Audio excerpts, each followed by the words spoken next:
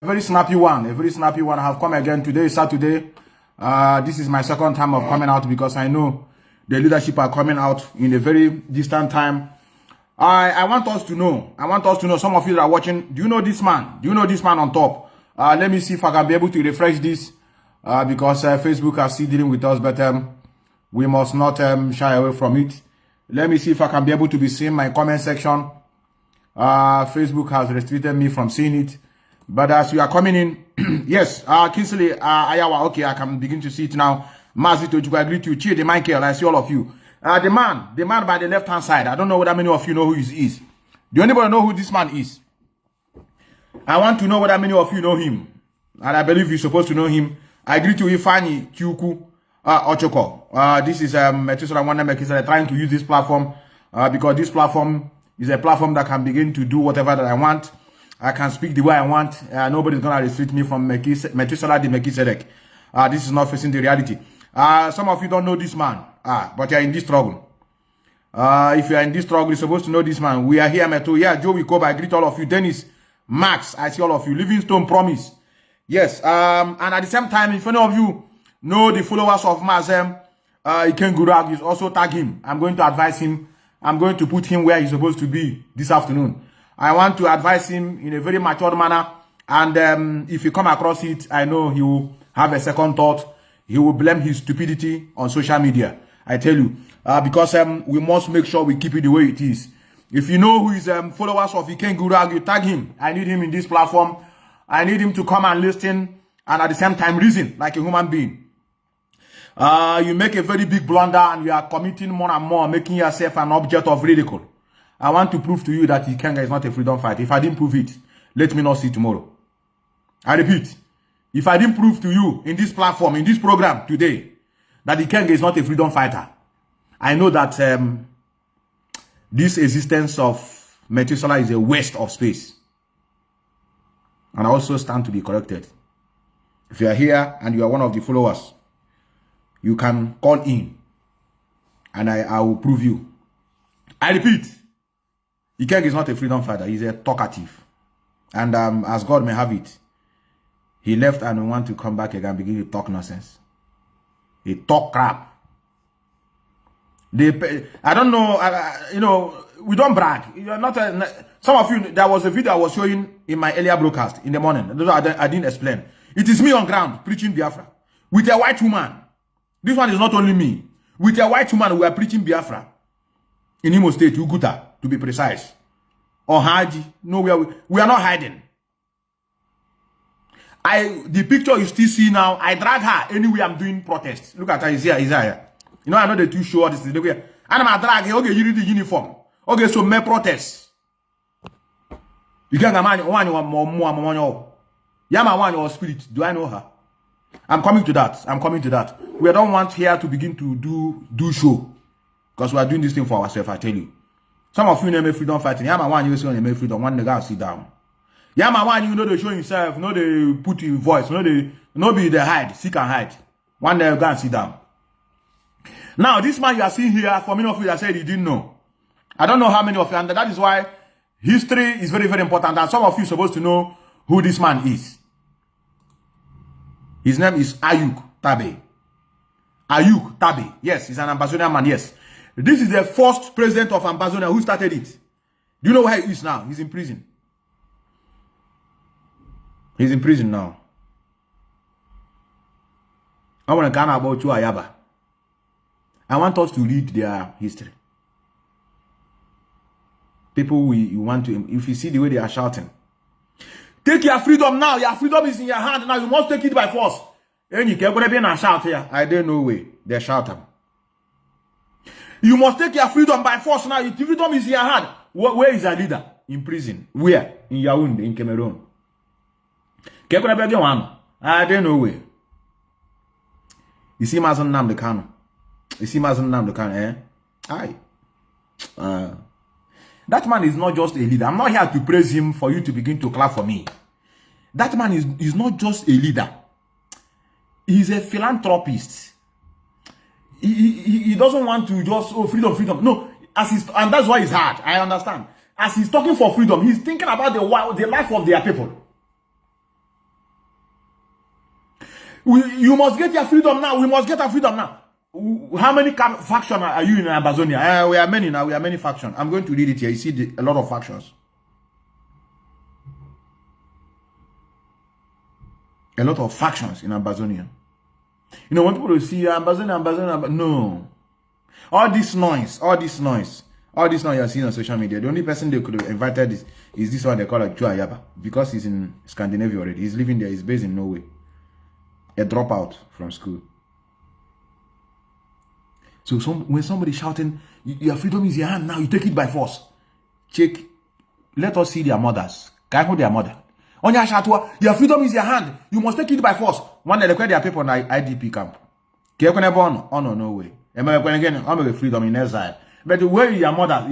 They're in IDP camp now. You have to take it by force. For how many years will you take it by force? In any freedom you are pursuing, you don't have any backup of the international community. One day you're wasting your time. I say, no, they talk like that. You must have the backup of internet. This is how this world is. I'm very sorry. It's very unfortunate that it happened like that. It is our fault, African.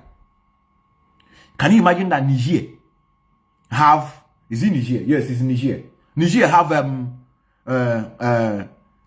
this element or an atom for producing nuclear weapon, such as uranium, plutonium, cobalt. They have it in Niger. But the people that are sucking it are France. What are France using it for? To produce nuclear weapon. But what of Niger? No, they don't deserve to have it because they are a third world country. And upon that, they are one of the poorest countries in the whole world.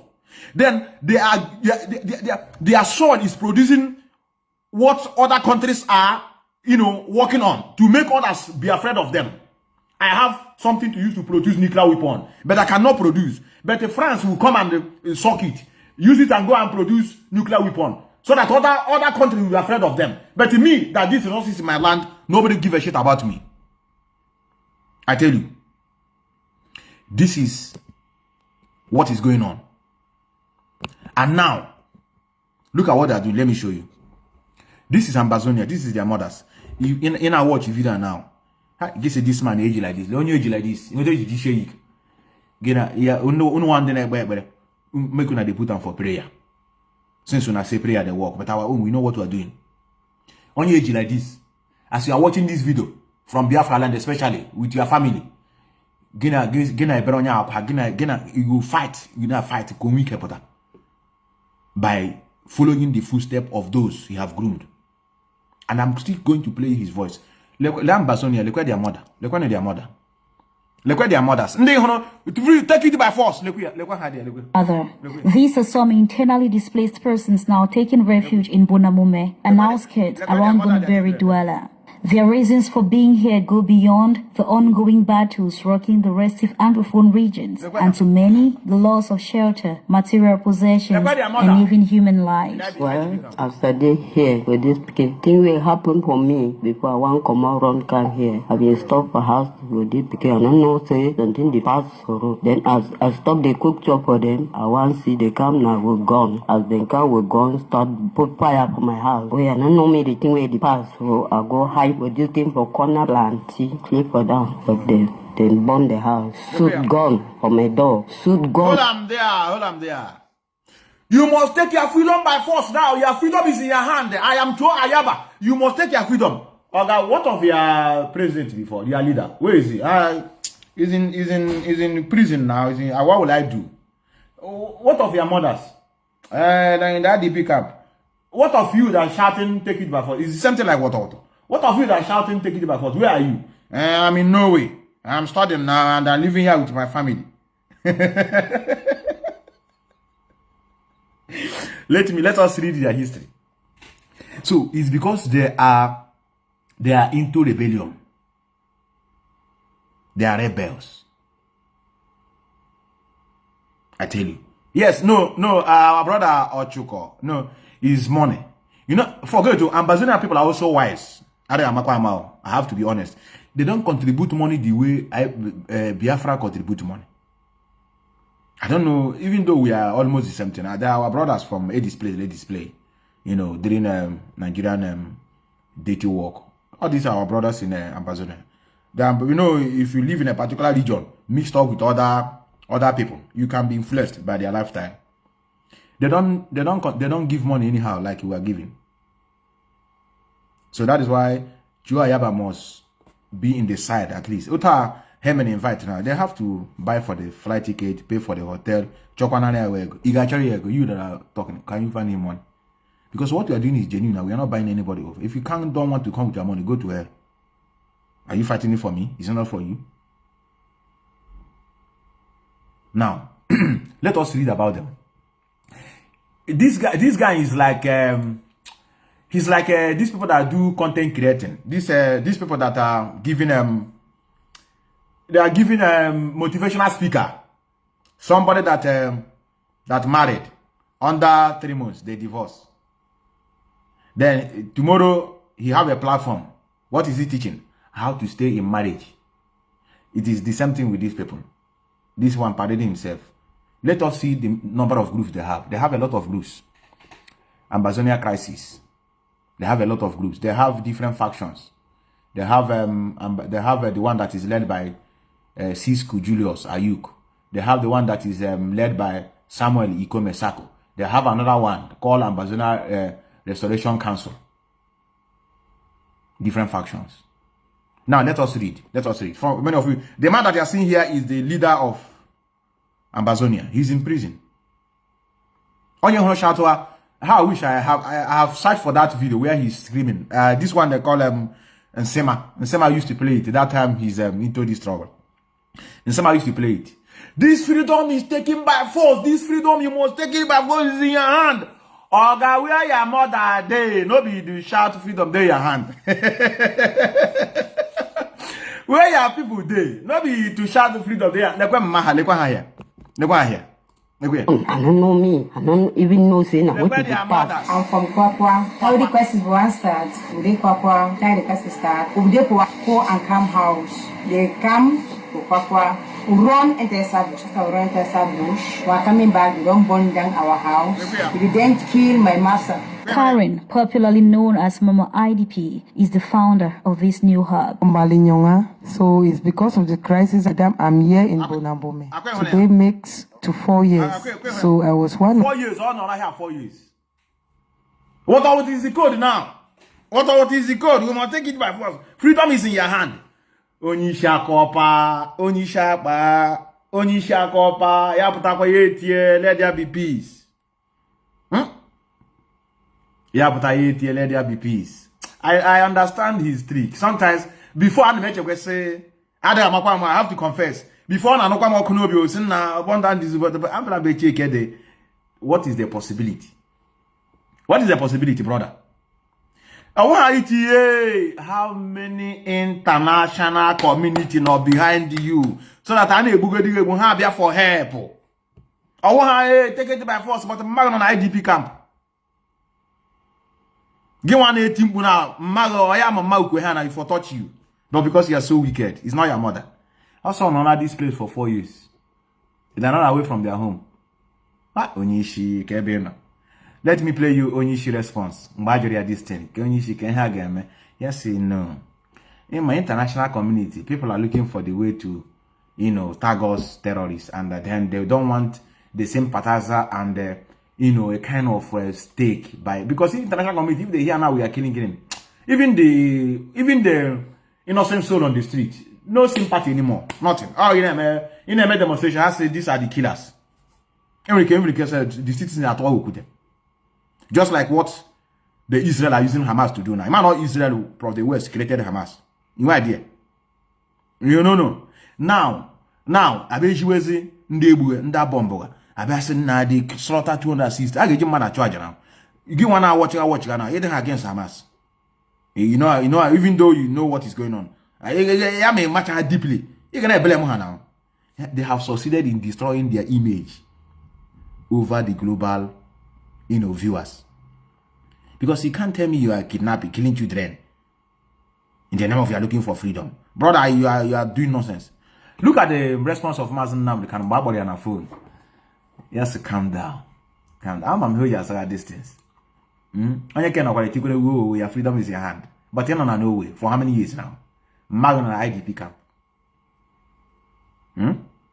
Oh, and when I have a contract with you was same at your life. One now kill them now, Adram know them. But when you can't go I come just prove warriors away freedom fight. If I didn't prove it, let me die a painful death. Let me talk today. I just make when I invite him. Now, listen to response of Mazi Onyamama. The guy say I'm not give the born or than the zoo. Yes, no, relax. I won't have like that. Rest of them that these people do not believe in democracy. It's like a question and like a contribution. Go ahead. As they are parading themselves in this 2023 conquest of Igbo president and this, is it not wise enough for us to seal down anything about campaign, anything about whatever that their ambition in the Biafran land? Because the more we give them that space to do their campaign and do whatever rubbish they are doing, they are thinking that they have arrived.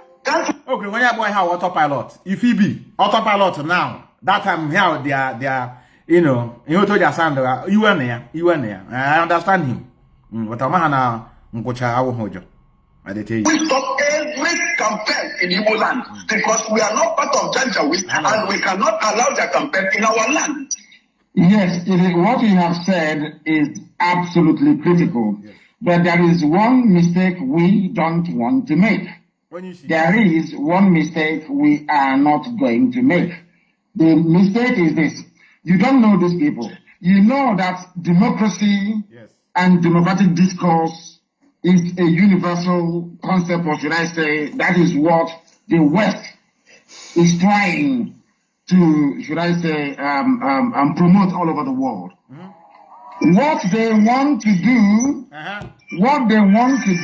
in essence, is to try as much as possible to say that we are anti-democratic forces. That's what they want to do. Once you say to the US, to EU, and all the rest of them that these people do not believe in democracy, you become an enemy of the world. That is why we cannot take that very route.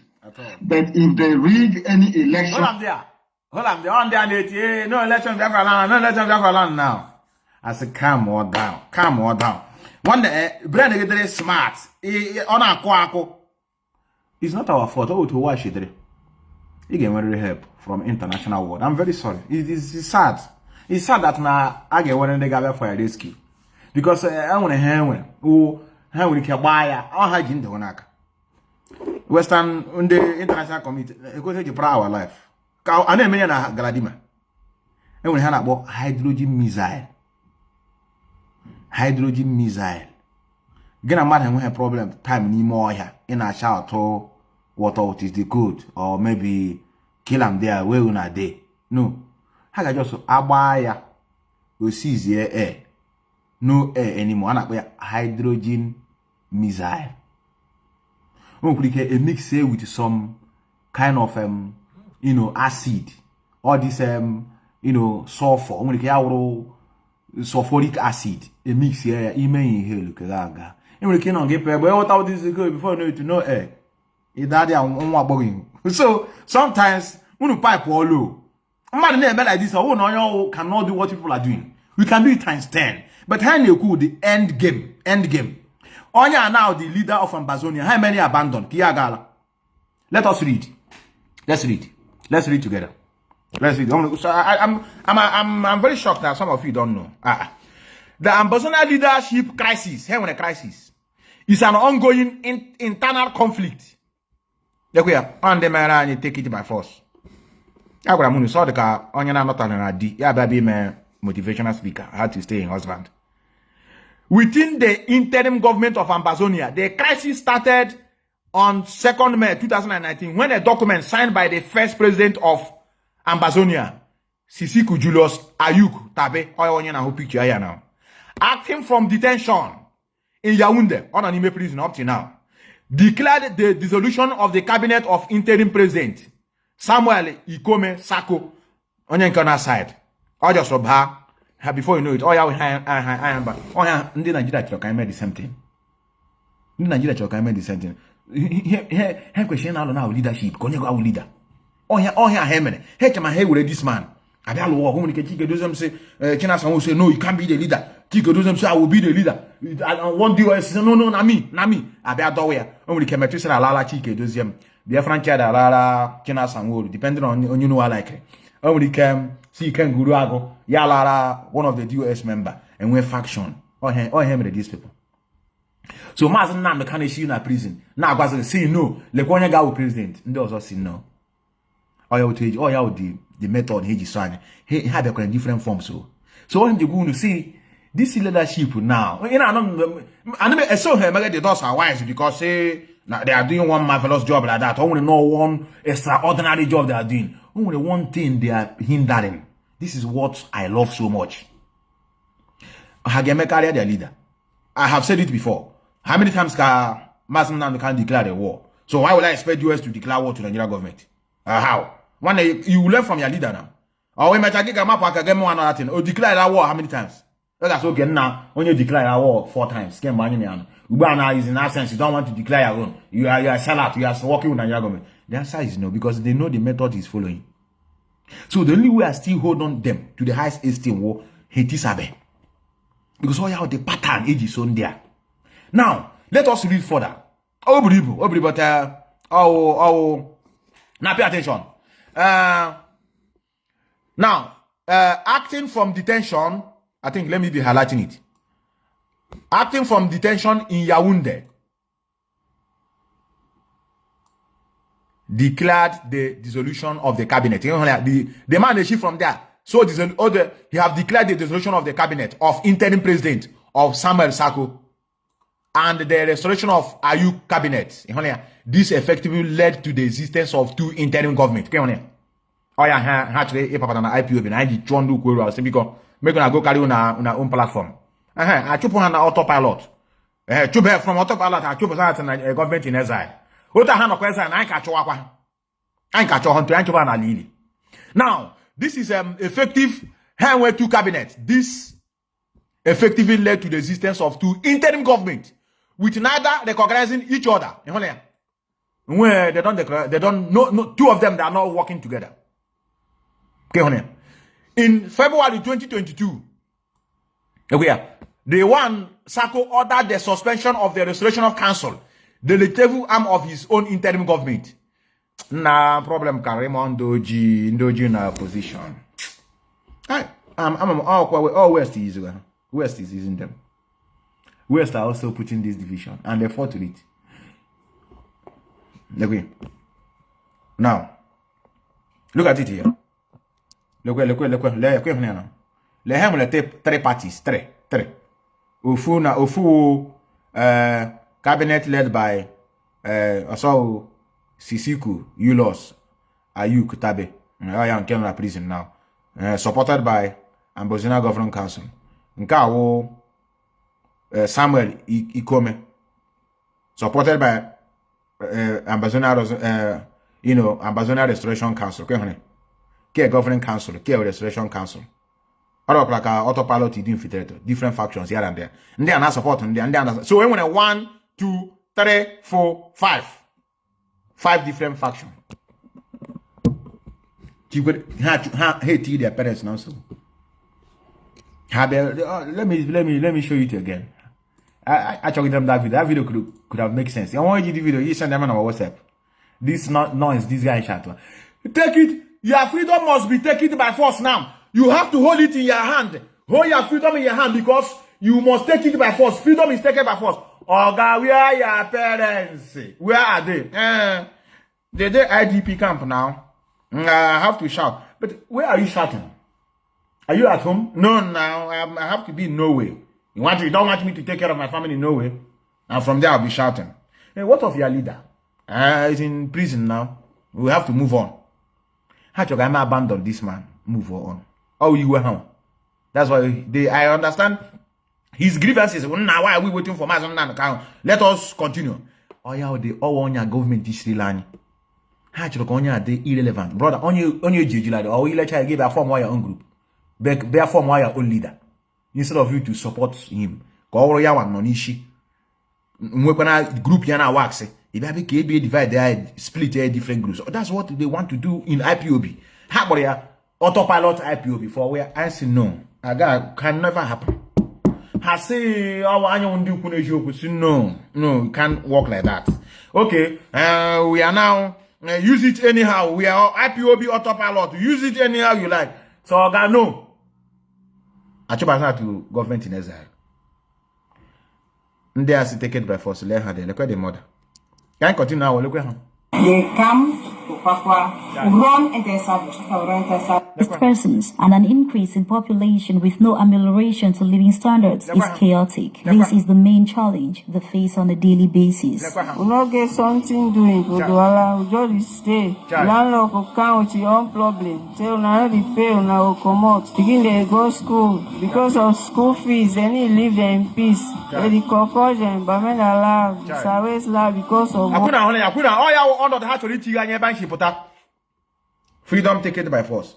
In a freedom taken by force, can they support her in the Biko? Or get a Russia Quanoga? Or get country again how Quanoa back up? Because they are not in there when they back up. They can't be still suffering to this extent. For how many years now? You carry your parents to keep outside. In the name of you are fighting for freedom. Freedom, you didn't see. Your parents, international community, you don't get. Nothing. But freedom, I know when he's shouting it is true, but on sound good. Freedom, it is good. Take it by force. You don't beg for it. You go there and take it. I agree with you. But what is the plan? What is the plan for that freedom? Because if these people have backup from international community that are working with, hand on our battle on Harlandia. Support her before you need pressure to Cameroonian. Heavy the Kuzoku negotiation. But no pressure. Hand on their own land. Hand on their own land. The same way autopilot the chiro, but on our own place. Hand on their own land. Now battle these things. If you can make it like this, you that are watching me, idiot, you want your parents to be like this? And look here, the idiot. Take it by force. Look here, even a drop out. Hey, the a drop out. And I've been with my freedom. Ta. Achievement. One day, be careful when you need advice on the way, Potra. Hold your ear now. Not every advice is good. Or calculation from mad people.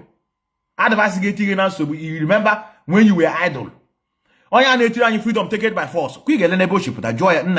Kunu, you will tell you. Look, we are here. You're quite a Nama. I don't know way. Look here. Oh, yeah, I have it. Look here. Look here. Investor of Bill did not graduate. I just join a school. Yeah, but I go no way. I'm not going with the family. Now, shout to take it by force.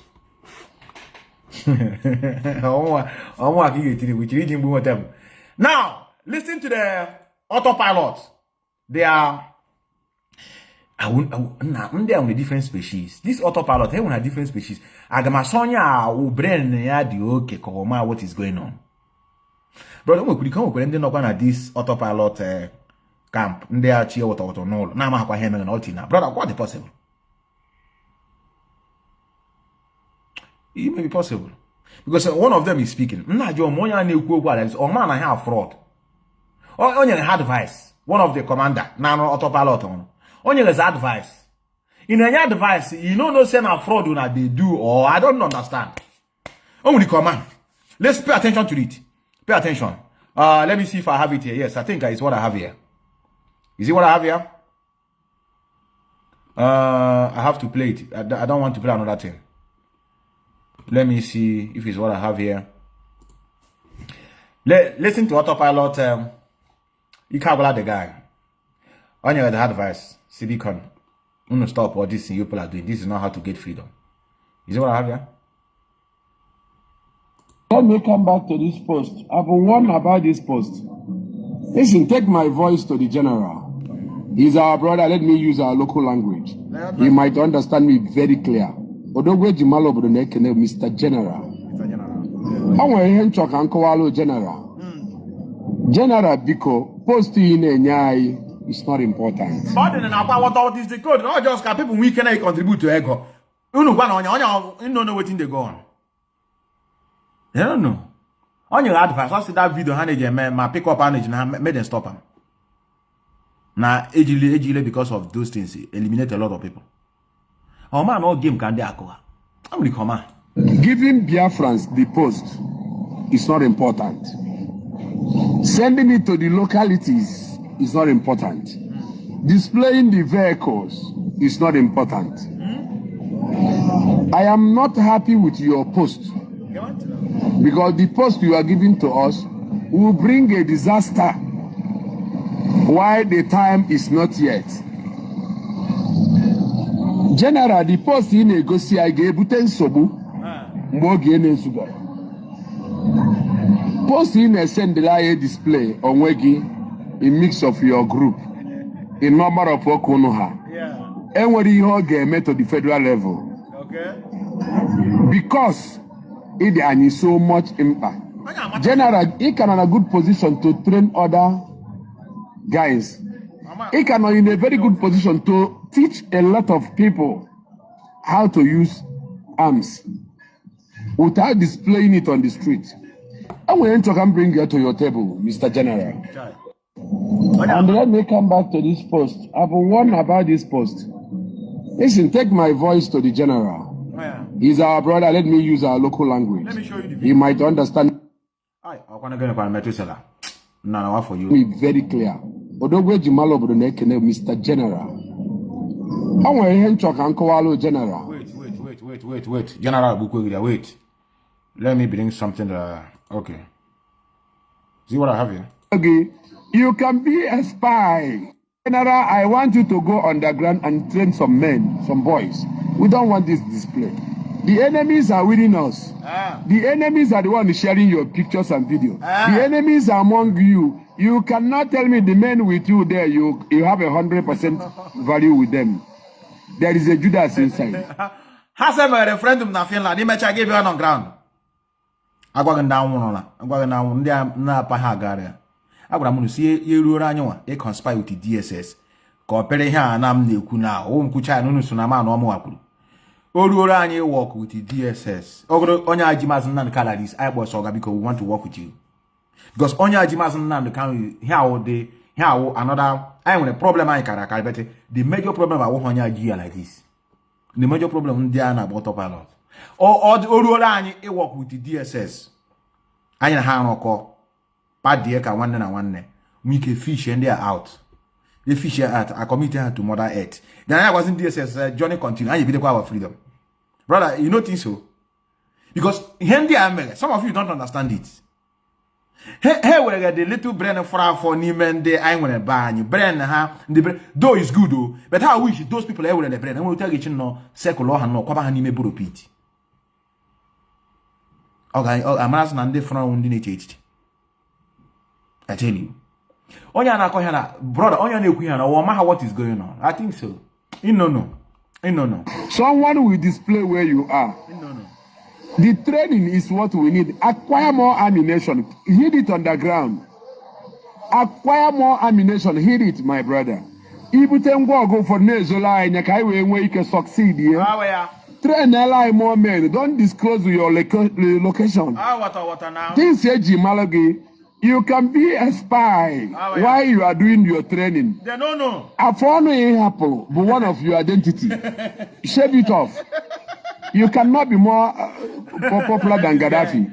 This guy. When the Gaddafi time reach, what will he see? What will penetrate here about you? Okay. All his enemy, Bukwa his best friend, and the people involved all in the America say, "No, natural." What will he see? What for? Nkembuto Nkeboto or hapuzie ya within that 4 months ono na atwe isi eni neto na ka odeze afọ na to no onye nwade ihe America could not be able to no Saddam Hussein dey ihe anwa Biko General Anma Yogi, you are still important to us. So Mr. General Biko achom ko ozi ajeku o dogwe di malo but na water this advice go see metum cancy and be a long time I've been worried about you. Back. Drop the camera. Continue doing underground work. Train more men. We need to have 5,000. We cannot use 1,000 men to face Nigeria. Chinese Johnson. Yeah, the Kuragana. Brian again. You are correct. You are correct. Who's a guy Hagana? You are correct. Who's a share brother? Half of one lines in our social media. Hey, take you to by force now. We move. Biafra is here. Biafra is here. Ibia ebem and Biafra. Maybe I made demonstration. In our chat to Biafra is there. You report on Pawarish. You drop to the territory. You can face that I walk or towards the destruction of Biafra. Or we want you Biafra is here now. Biafra is here now. So come now. Biafra is here. I got the last. What am I doing? What am I working hard for? I'm gonna go on issue. Why are here on there? I have the autopilot on the medicine now. Now continue listening. Yeah, it can never be possible. No matter how weak Nigeria is, no matter how weak Nigeria is, 1,000 Biafrans are facing her. 2,000 Biafran soldiers cannot face Nigerian soldiers and win them. Kaima in the situation. No matter how weak Nigeria is, 1,000 or 2,000 men of Biafran soldiers cannot defeat Nigeria. Okay, I go. I happen to gamble now in a gamble. I saw gambling. We need to sit down and train the people to train. Name platform. Each and every one of us no. The resistance fighters. They are coming now. I strongly condemn the video. I do not condemn the general. I condemn the video. General Commander. And he will arriving from United Nations meeting. The Biafra Liberation Army. The commander. The general commander of the Biafra Liberation Army. The movie actors are here. The Biafra Liberation Army. The commander. You go about to be good idiot. Now let's continue. All movie, but this guy could got an all movie. I'm getting number, I will call him. Sinna this remains Shion, a man of film cat. Do the needful, but don't show off the video. Actions speak louder than voice. Okay. The video has nothing to show us. It cannot move the seat of government. Even the more the video now parade, the more Eastern governors now plan it without a group network. I been amend them attack. All put of them take off camera helicopter. Now bomb him on no Congo. What is our action? What is our reaction? We need to equip men. Men on the ground. We need above 5,000 men. Really? Israel, Hamas said they may attack. I've seen over 1,500 Hamas cross into Israel. Israel, well, the radio. Actually, men on ground. It's only 5,000. Okay, it's true. Mazi now the castle need 100. With 100, we will get free Biafra for us. One year could go sasa 100 men can need it. I greet all of you. I greet all of you. When I say you are really missing my program for a while, Mazi, I know, man. I don't use this platform often. I use Facing Reality. Go and join me there. Eba Hakaino. Ne Facing the Reality. That's why I got 100 white and black. I'm not gonna say here oh game aqua. I'm gonna show friend them like this thing. Now Blen Hana a lot at I tell you. On your advice, oh man now. They just from no it's it in his Nigerian government just say it here. You know when you come idea. Can I make any better when you come? Make we forgive him, brother. Oh on your advice. Once attack them. Call one for 3,000. Obo na kwado with Nigeria na ha hapo honna and Kanu. I am a 1,000 face here. Ka I get 2,000 face. How many men ka imwelo? Each group ni Indonesia here I ask how many of you makesi eli load mbwebe. Tinye egbe na safety. Gba egbe anwa gba. Dismantle egbe recouple aya tinye oil n'ime when he sees. How many of you can carry a bag of 15 kg sand at back? And they run for 5 minutes. Here could be very important.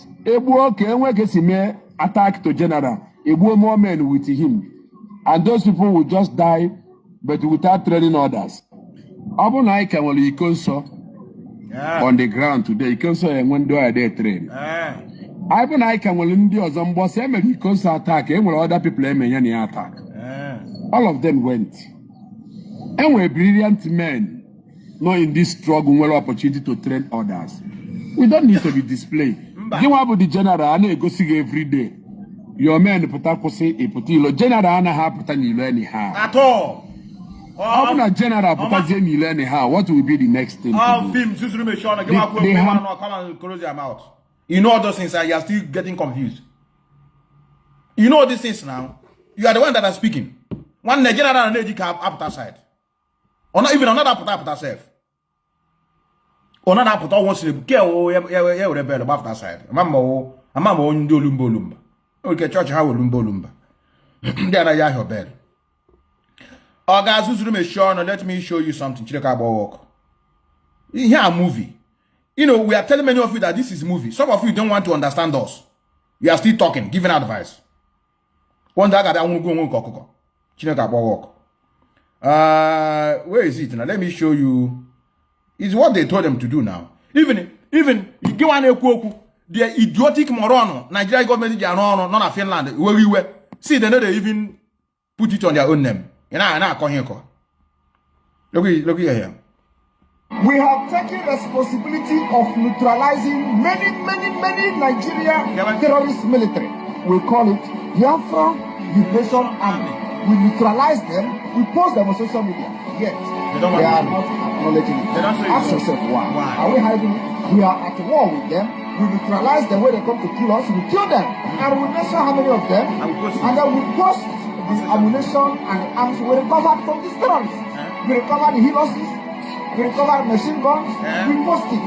Have you seen the reporting that the Biafra army did this and did that? No, they still have it gunmen. Have you seen anything like that? Can't get any advice. While idiotic agent where you were they know they post on for social media. Now walk. You don't know what is going on. Why are they showing up on social media? Mass made Israel attack. Their generals and the The boys were on the street. The generals now control in the web. Who sees their fire? Oh, where can see my general attack now? Or female, na party. Moton down, same man off him. You know that is film. And you still don't want to tell yourself the truth. I love what you said. I want to but you got to be no film. And when down and walk, how no child around and they don't disappear. Hamburgers and hand was on that diplomatic level. Soon now, United Nations district meeting where Russia contact everything. Putin one year represent together with this. Masoke here, Prime Minister of because of the war going on in Israel, he cannot come on his own. This is a representative. Oh, you know what Rangaha one year shout take it by force. There are people on a IDP camp. Take it by force. You are about now you make a noise. When you take your freedom on Ezra, don't think you know Ezra. The new joke about you about our people. Can I show our people? Our people. Let us assume now. About people got back Hanaga Sokoto. I bet he should that side. And that's a good idea. Where would they go? Are they asking now? Let them look me. No, let them look me now. Say for instance now our people 1800 run, hand run in Ezra. What time that Bazona to know in Ezra? Where would they go? Why would care? Why Gaga? Haga be safe. Gonna been a boundary between Enugu and the hand. I don't know how IDP come with that side. Continue to Queen and know him. Brennan all home. Had you hammer, can you deceive one? I can't go on board after this one. I met another film. We are moving now. We move. Now, Okofima, na party in Kama. Moto down no display, no go Zeba, Mota Eju, a jol, no go. Israel could not be able to display one vehicle. There Hamas. Okay, say it, 9 months planning. I am on about 2 years age, then Kanu, we could not be able to execute one thing. We could not be able to achieve one goal. The only thing you can tell me, news and here can Nigeria government can do it on. Let's see on where I can take Biafra Makana. I can well in a boss department or some mother now. Gent now. Gent. Yeah, autopilot. Gent. Ochohiku lawyers. Ochohiku lawyers. That's how department boss and that man. Ochohiku IPOB with their legal team. Oh, when you call commander. Because I call on a bed. Commander, I shake on your guy. I'm on my beacon. Uno call ya brother. Onye mekwana una baso una place kwana ya brother. Brother na alogachi. Onye brother na alogachi una akwado ya beacon. Kola na aka. You are making sense. But the problem with you is that you never understand that it's a fraud. Oh yeah, the problem I have with you. And you are still never tell yourself the truth. At least. Yes, because I'm not talking here now. Mazi Nnamdi Kanu. It's because of no other department.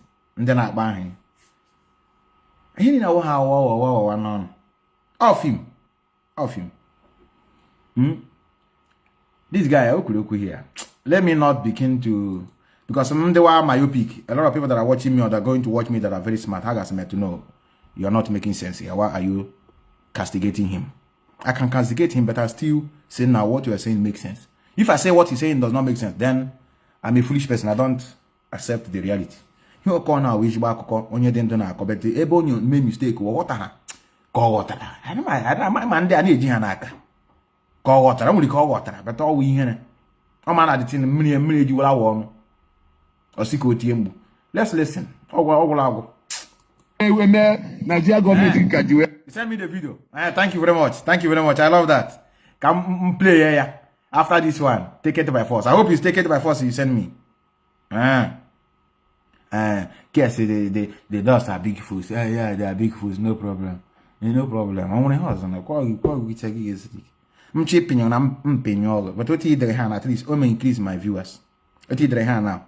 You add the my comment. I am a comment of our 99 because of you or be 100. You stupidity. It's referendum. Referendum. Not to vote. What about one new? And you go and you came last. No, I watch it. Reduce your language. Oh, man, no, honey, that was somebody. And then when you watch him and the matured men are women, please. My apologies. Oh, man, no, I hear what you grow. Oh, man, I get delay. Sometimes I am going to come on a body pity what I see. Then I now begin to mind my language, the language I use. Let's go. Not be able to achieve one goal. The only thing you can tell me, news and here can Nigeria government can do it on. Let's see on where I can take Biafra Makana. I can well in a boss department or some mother now. This I like that to homo shake Anambra State. I come Biafra. I like the other side of Nigeria. Now you don't start easy. Now I never sit at home. No Biafra from Nandi. These are the only things you can say we have achieved. Okay, you never achieve. Okay, the guy go him and achieve. I saw you babu mo anya crayfish in buy. With the sit at home. I thought they say we now have the backup of Russia. You didn't include it. Lawyers could not be delivering Nnamdi Kanu out. The DOS cannot be able to keep the house together. The men inside the IPOB families cannot be able to hold meeting together. The unit cannot organize themselves and wait for Nnamdi Kanu exit. The entire families cannot be able to. It cannot in a very good position to teach a lot of without a single display, Mr. General. Forget the stories of displaying yourself. I still maintain it myself. You may have all it takes to bring department. The enemies are the ones sharing your pictures and video. They can bring you to your table. Onwegi. One of your identity. It's okay, hold on there. I want to go through my but I don't have time to play it completely. He was comparing the creation of ESN. how it was created. Nobody know about it until the launching. No noise. And when even what is going on somehow. I don't want to play it because I'm playing and I have already aired a lot of things. Something's up with na ESN because ESN na hold the body. I've been an email ESN and the department but on Kunama. Now Kunji she capture our M branch. M branch in Maconda how even if we can M branch, a madam again M branch. And to this, only to you structure this structure, you cannot even bring it down. What how?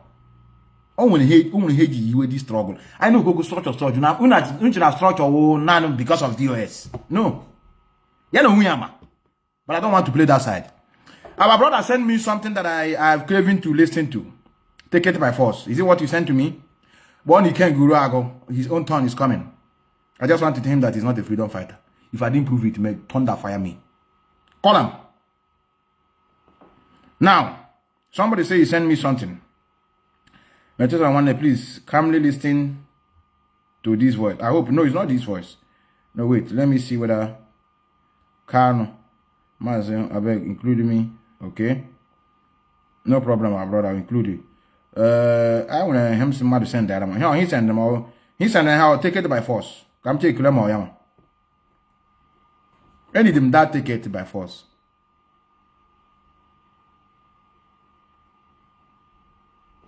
Oh yeah. Well, I'm here before now. But oh yeah. Hey, need the voice to Ayaba. I am some needed. But I he send them out. I'm here before now, brothers. I don't know now, but I give me post here now. I give me post here on social media because they will block me. We know that we have seen these things long time ago. But nevertheless, it's about them. You will tell them this take it by force. Come compare with their mother's non IDP camp. Oh, it will not be there. We'll not find ourselves for the year, all kinds of. Go through a lot, a lot. First, I did for my own country. I need to feel free for them just because I live my own land camp for different land. When you should don't want to talk so much, they say see the camp no go there. Let me say you not get voice away if you should don't. Try. Yeah, but look, your mothers. Chinaka, foolish man. You may be deceived. You may take it by force. What have you achieved? Before I follow somebody, brother, I must have seen what you have achieved in life. You may take it by force. Don't worry, I will find out your video. Compare it with this year mothers in the IDP camp. Some place talk. Because only for year the life may be easy. Maybe easy. If we for day for wrong go back. Well, the go channel. Here, come madu. The go channel. I watch channel. Go diko shi bronco. Make no means for go back. Even for year go fix the class. Duala in a way man be able to. We man be able to stay for day because all thing for year the common up more as well go work. Now, she says she's not been able to put in her rentals. The mattress, which belongs to the landlord, has also been seized from her. In tears, she now narrates.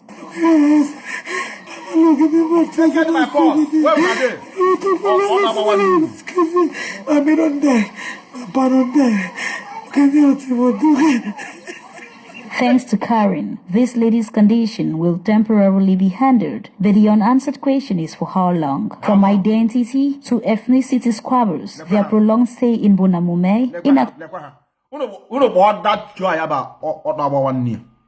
Foolish idiot. You remember take it by force. Take it by force. Your people are in the village, in another man's village. They are like outcasts. Because they have stayed long now, brother. I want to get her bomb mad for many months. No salary, no rent. And the man that the person is not working, at least you have that on your house. And who better shot to take it by for rob or wire. Foolish idiot. How I wish I have the picture. I would have look where their leader. Let me show you their leader. How many abandon? Look where their leader here. How they are creating for another prison now. Have formed another person. Inside that person, we got another problem. They are not even working in harmony. They have 5 factions fighting from Bazonia. From the same group. He split here. Why? I support this one. I don't support this one. Only Hobby and the struggle. Man, I ain't the smart. I ain't the smart and I for you. I want you to get a Methuselah to position in my mabon. Oh, less I'm jobless. No one But you will write your composition. Give me. Why you give this person? No, give me. It's a show off. Now we can Guru Ago. I want to talk to you. I don't know what is happening to you. You don't qualify. You don't qualify. I know you are. Some of you, some people may not know what is it called? CPM. I didn't say you entered the struggle because of money, but you have M of making your livelihood from there. If I lie, I lie. I'm going to prove it now. May the soul of Madam Heather rest in peace. I don't want to start playing his voice because if I play her voice, it will bring her is a distressful to her over where she is. But one day, I thought I will play it. Madam Heather, you're beg, yeah. Because of religion, it's sure. I want to make it clear. I want to prove to it now that you are an empty brain. Anybody that will come after this video, maybe a media warrior or anybody, anybody. A man is shared. What I'm going to display here now will prove to you, number one, he's not a freedom fighter. Number two, he's a buffoon. Very big buffoon. And not everybody who might tomorrow, I go greet him as a media warrior. But I have to tell him his stupidity in his face. Because he's a child. He's a child. He started talking about my woman, you know, for the first time. I have to respond. You know what he did? He blocked me. But a man then when I'm different account, I want him on the street and I'm had it. My brother care of my first wife. Look here. Oh no, I'm behind here. I brought me a 4th Street. Look here. I'm at a demonstration. At least how about my brother? Also an achievement. Also because a woman must. It's not that I'm an arrogant, but one you got around die a man. How would you got no ko about kunala?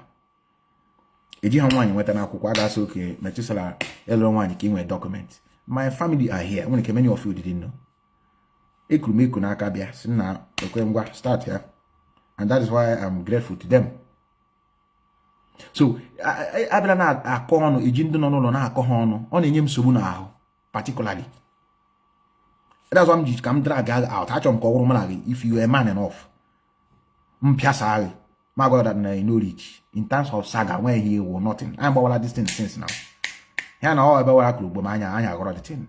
Oh, department on before Mazi Nnamdi kind of a problem. Many of you debate matter when you make you allow. Now, let me prove to you that you are a small boy and that you are not fighting for freedom. Then you check his eye within yourself, you say, this guy, you are lying. You are lying. Now, before I close your mouth. Now, you that are watching, do you know why Mazi Nnamdi Kanu said that there should not be any IPOB meeting at home? Mazi Nnamdi Kanu on your such statement. I want to ask. When this Mazi meeting, Najon has Onyendu said we should not be having any meeting. Why? Do you know why? Because their life are in danger. Because are they not pursuing us at home? I thought they are pursuing us.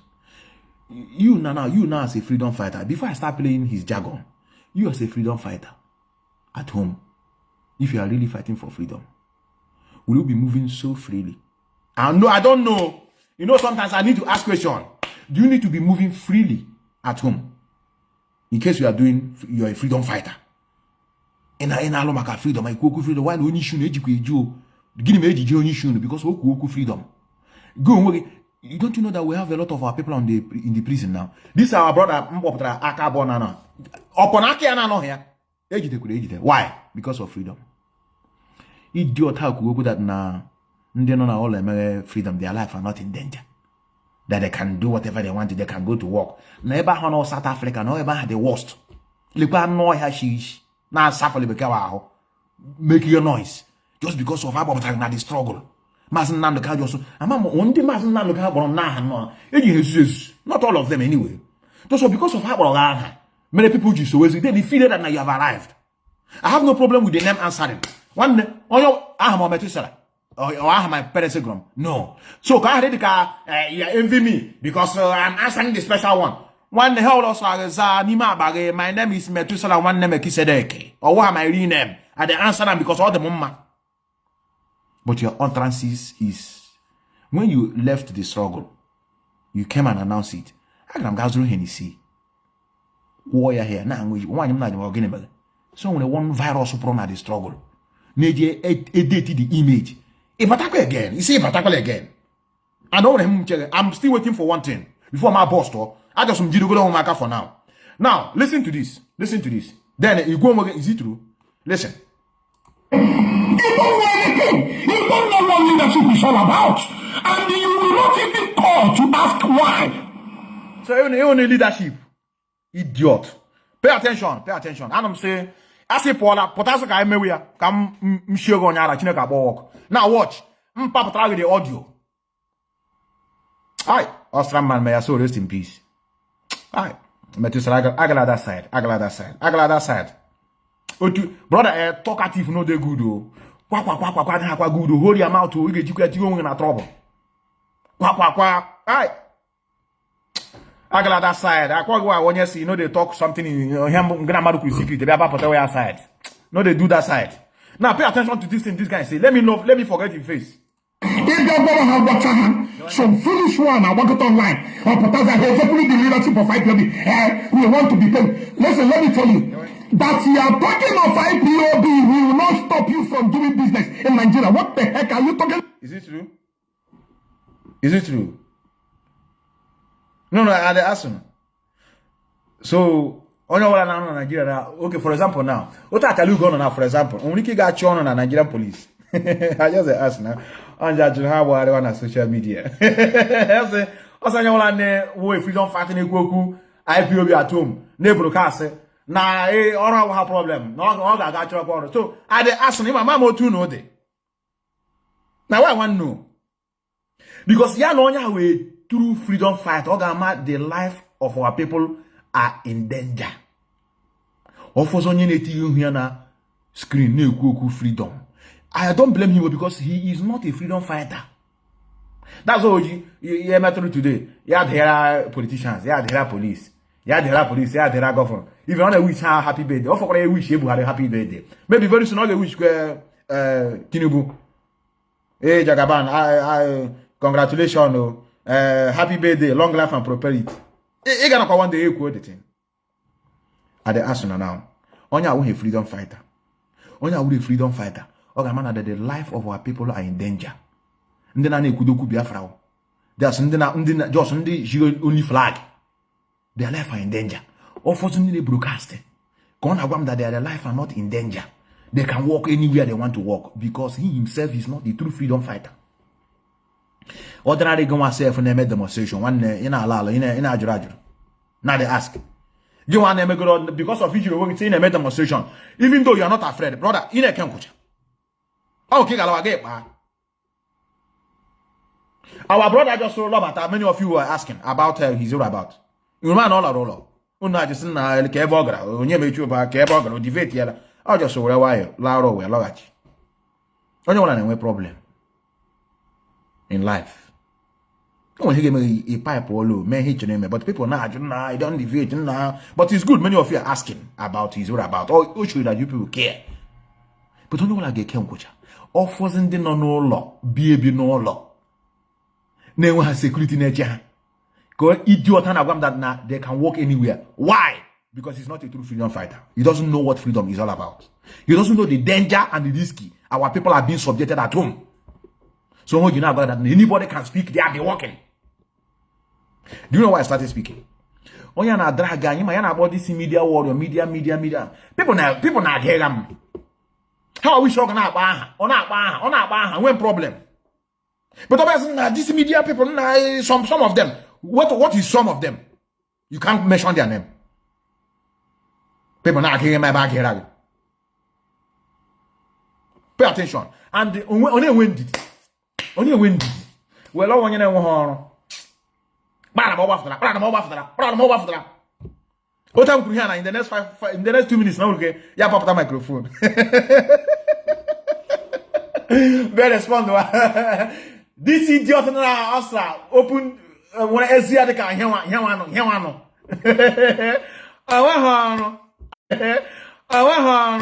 I got them gay. You gotta be very careful in what you're saying. You can come to us. Allow people at home. I call them no. You can't go on hammer. No, they yab them. Can I say the war? Or did he went on? No. A true freedom fighter. Now exile. How many 3 places? Hana? Is either you're in exile, or you're in grave, or you're in prison.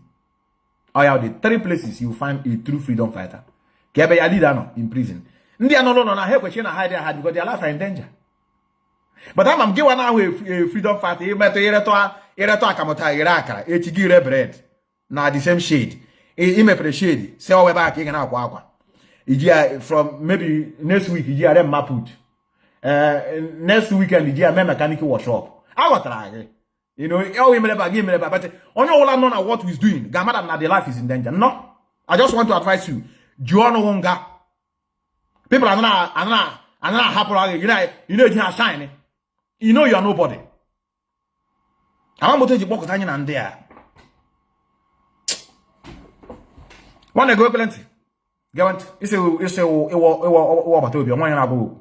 fool. Get about Nigeria or South Africa be dangerous. Nigeria, what is buy? How many times I will get when we see? Come on, Susu me sure about whichever. Yeah, me go get and digging halfway with German. Why don't you point to gun in your head? And I point a gun see Biafra. Ungrama people on social media. Ungrama people on social media. Don't deceive people. So you know why that Nana to everybody because of you Biafra. Okay, I got to one decade on all. Kunu hold the brain and then I make freedom. How the brain and I make freedom? So all the knock what would I use to give an example? Mazi na the carry kugolia before. I want the HCD canola na Malaysia. How can I still hello all how I make freedom? Instead of them give question na about the chalam kam long one. What akuko obodo yibo I'm a chalam kam London hachaka tipa. I didn't lock run away from me. So now akuma wanna let me come back home to tell them that it's because of Biafra that made me to come back home. I want them like that now. So onya now when so na South Africa because of Ndojo Ogwamogene. Yeah, Sato Ebenishi because of Onekweku Biafra and then no look had it easy. One on with freedom fight. At the Arsenal, I don't want to now even kill one of their supporters. On your with freedom fight. And you're quite say, Paul, Mamma, you put Kuku freedom. Anthony never call any man buy. One on the cover to the image of our boy. You don't know anything. You put up on a bunna. Nigeria, Nigeria book heaven to compare where we are. Really?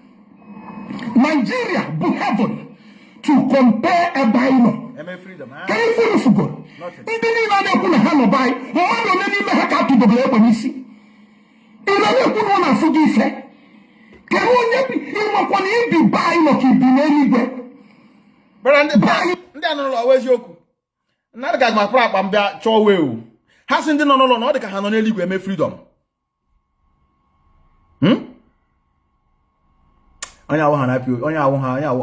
not working for freedom. It is not only mistake. Okay, Papa his flaws outside. Only mistake. He could not get regret here. So then buy him free. How they can do only live. So you want when they freedom, one not come more. You're not gonna come more. You are correct. You're not come much. You never work.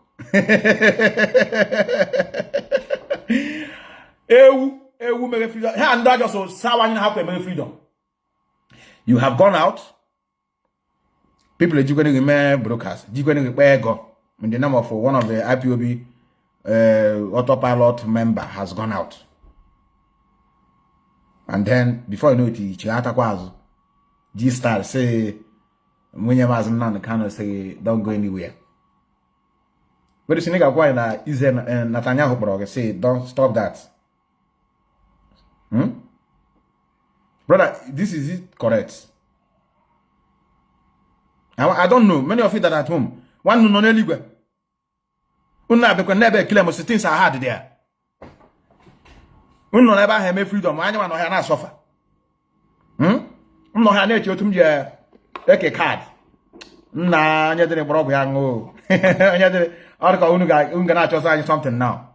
Let me finish it. Just 1 minute. Even a lot of things he said, but I don't want to play it completely. I just want to play it for you, analyze his stupidity. Oya na eta anyi ihu ele wegwa ha o mebu womonyo ekwesetela anyi niru ele onye kro that we go sawori o de ka wegwa kamijala sawori ele bi ekwese etena anyi niru anu ohe April na ha bia chikwa na bia ezuzu asa who be the bagger sonya brother chineka boyok ai ele egwu ha kwa ekwesetela anyi niru brother ele ma that egwu I will got warrior. Come, tutorial small. No, no, no, over me to from them. Judge like say, because I'm a new nepu, no, I'm a new nepu. I'm a new nako, naka nazi. In buy, inako, na buy the evangelism walk. On buy. Buy. But I'm on your How many million people they put Benjamin one group? Buy. Buy. Or you prevent you in the business. What the heck are you talking about? Barrister Fanya Jofobu Barrister. Let defend me this IPOB. Buy. You only just compare your talent in her. Now Taluk and our brother evangelist in the American okay, your barrister. Barrister on IPOB member. Mad Bugin a man or a prisoner. He all about not a prison. In one idea. Aye.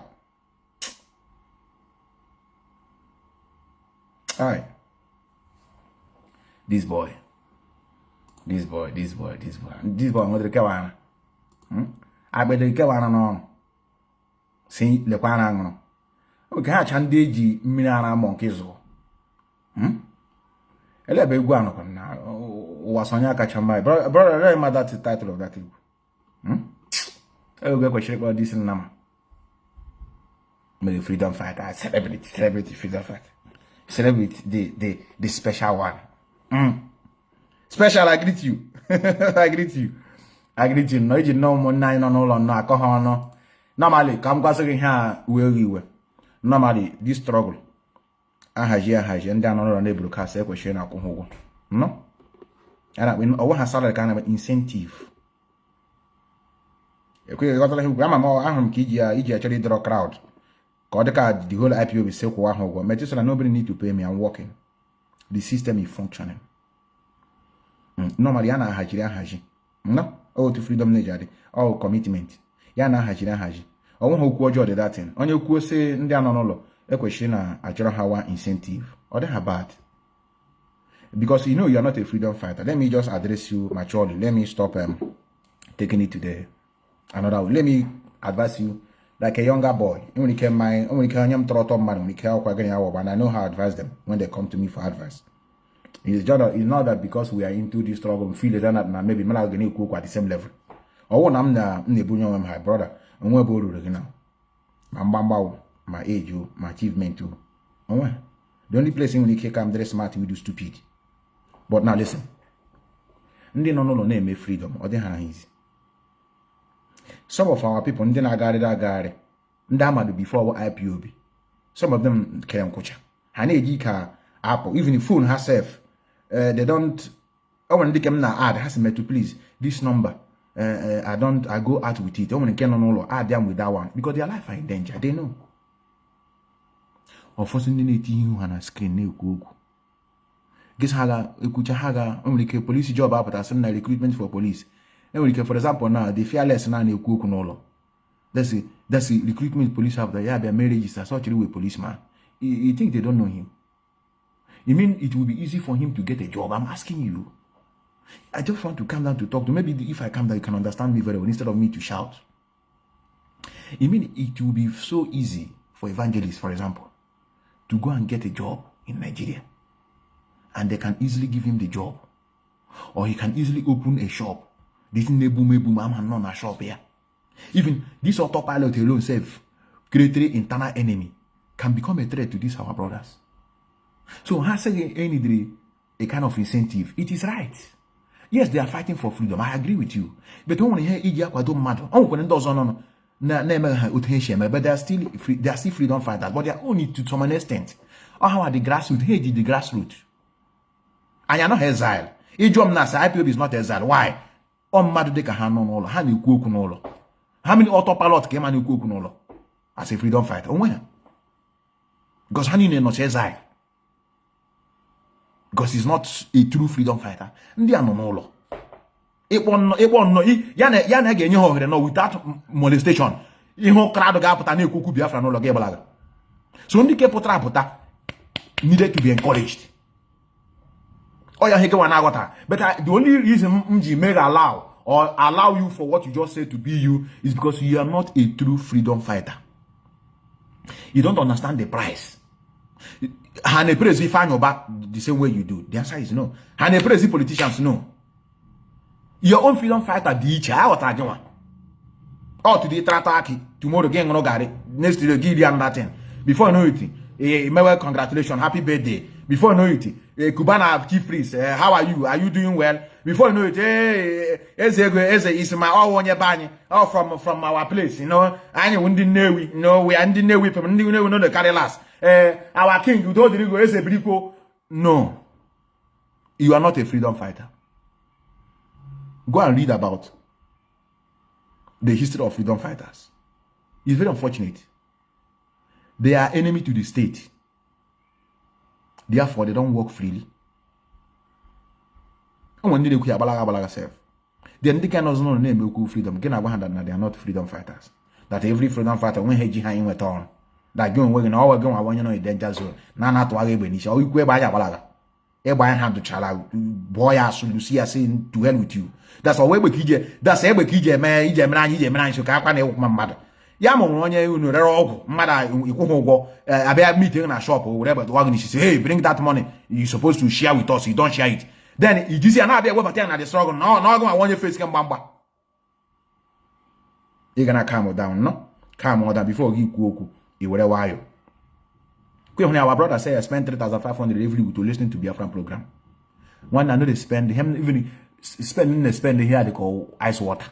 I know they feel them. And I send there go so internet. You know, now they are to charge my internet. Electricity, I'm not Google electricity here. I'm charge from, but I don't feel it on normal lifestyle for me. Okay, manku, I don't use internet. Sometimes, self, even yama that I'm so poor. I'm going to supermarket, get my broadcast. Every supermarket you know at this time, the internet connected. Instead, I'm on Sunday. They know they open on Sunday. Or I'm going in front and I get my broadcast because they have internet access.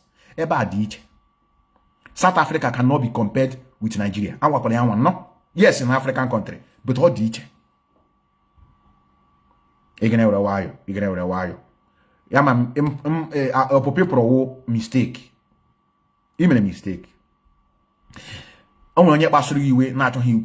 That thing that chase you out, you never want to say it. I actually one day after saying I want to speak the truth. Religion may get involved for crying out loud.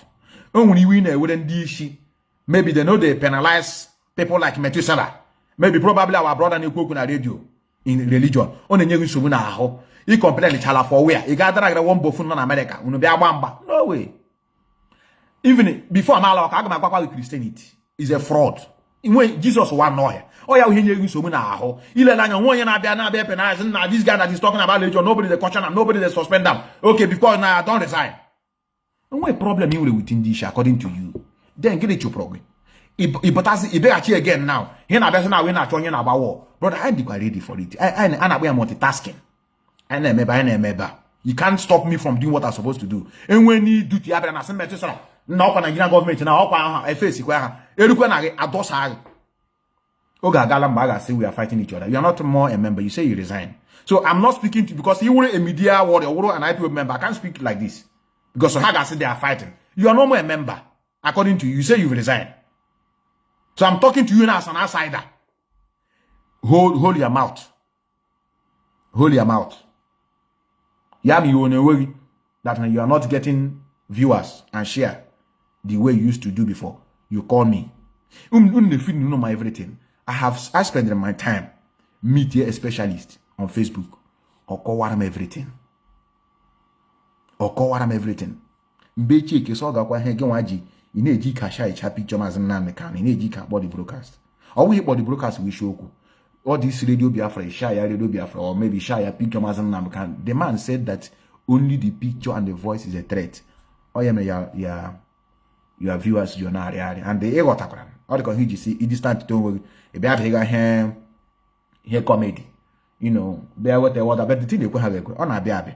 I come and see you don't have maybe you don't want to be free. It's already free, but you don't have the mental resilience to continue. You make them, you don't have baby. Whatever I say now, this thing that don't want to come now. Can I continue like this while I have more followers? But they know they share my this thing. But to look at this woman now that share the nyash of somebody, you don't get more money. And they begin to kind of push the thing on social media. Make your money, monetize their page, have any show you're going to receive. Oh, you I got that going. But advice on Abelabama talk with everybody. Methuselah go and so kwa so you need put down as in bar. And in the go so kwa I support them. Struggle the okay. Egono. That's money no. Oga have problem. Even more than cook here on a normal day. Na Bobson na any ke ga je chije kudu hin ku ko in order. Yes, or continue. We are depending on tax. Media war na hanalo and ga join the Yoruba. Ha go uta na cheme media war. Oh human being kan. Or even all ya game and when then as a suspension. Suspension in you can mad without pen. And there is no pen. Somebody that is not getting anything. Oh, they go time here now. For example, I know orders must be obeyed. But sometimes we are human beings. Only that's why I give you salary. You work, you receive salary.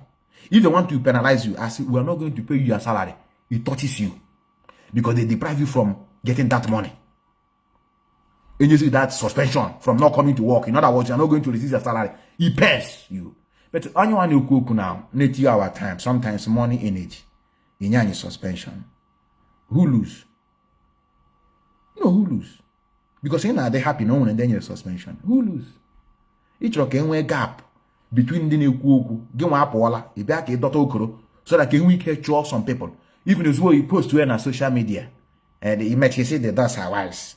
We want to know that cover up, they that's our wives. Casquan in up and a hand. Ngre with a wire. No. Umwanya ni dine kuranyoku. The thing about no be one one day I need to report this our women. May encourage. Mandi no go do yibo mandi no matter how small it is. Ogo no nne I bought that on screen. I have thought about that. Bought that me jiro mo mote ma wa sister ebose ma achalu go them. Just bought that no kele heke. Oti easy. Iwe nwanyi ni ku freedom. Umwanyi be hanon no le muku like this. Ibe asabe be yo he Biafra. Umwanyi no na akpa ego juku akpa ego. And them na kwacho he nwechiri uku. Elo nye ga kwene uku na le o na achalugo. Achalugo go wa sister omote. He nwere uku nwara. He nwere property. Acho mi bi ku okwu ndị no adi. He nwere uku nwara. Dikwa mmile anya. So on ewe mi we ho mgbe a na drag her out. Then ozi ndị no n'ụlọ, ndị ke no n'ụlọ ma woko ma nwanyi no n'ụlọ. I'm going to take you that time. You know, brother, to monetize page, I have a problem. You monetize that page as a freedom fighter, you will get nothing. I got a lecture. I got the lecture. I'm sure the thing here. I went to lecture. I went to the lecture of this monetization. I got lecture now. I got lecture. The man I call him everything. I begin to say, okay, no wonder. Man now is useless. And wait a minute. You really could allow Facebook drag because they don't care. They don't need freedom for you people. You Africa now. Arguing with Facebook. You took a bag or chalk. You did free. No, I'm asking you. You don't want you to be free now. Eh? Oh, we can get a program even mad here minus. Methuselah be minus. See really? So they're going to be KB. How we shall don't worry, maybe one time I'll bring time to teach many of you. Why not know the question the thing? I'll promote one more the thing, but at the long run. Magutana no. When he carrying one raka, in one raka give me freedom fighting. You want to you cook on the other platform. I don't scatter everything. You know, you could say the reason you could ban on the other platform for like I saw 30 days can't get lift the ban. Or because of Mazi Methuselah can't cook killing at that platform. They circle it. Send is this broadcast. Maybe the body broadcast. Hey, say here the minute. Ever equal, never the na promote her their community standard. May check yaga Mazi Methuselah can. So I on chronomaka Mazi Methuselah can because of monetization. Mahari he play the voice. I can't. I can't. So what they had. So each on your non freedom. On your one freedom actually go poor completely from equal freedom fighting. Poor from here completely. You go make them. I just advise you now. Chuomwani unojibuku. You be a pari aparuta hospitality in Jamaica. You be a pari and no pari and go home. They usually here for because Facebook will not ban you. You be a pari property. Jiababu could not. You need to see this name a program. Equal freedom.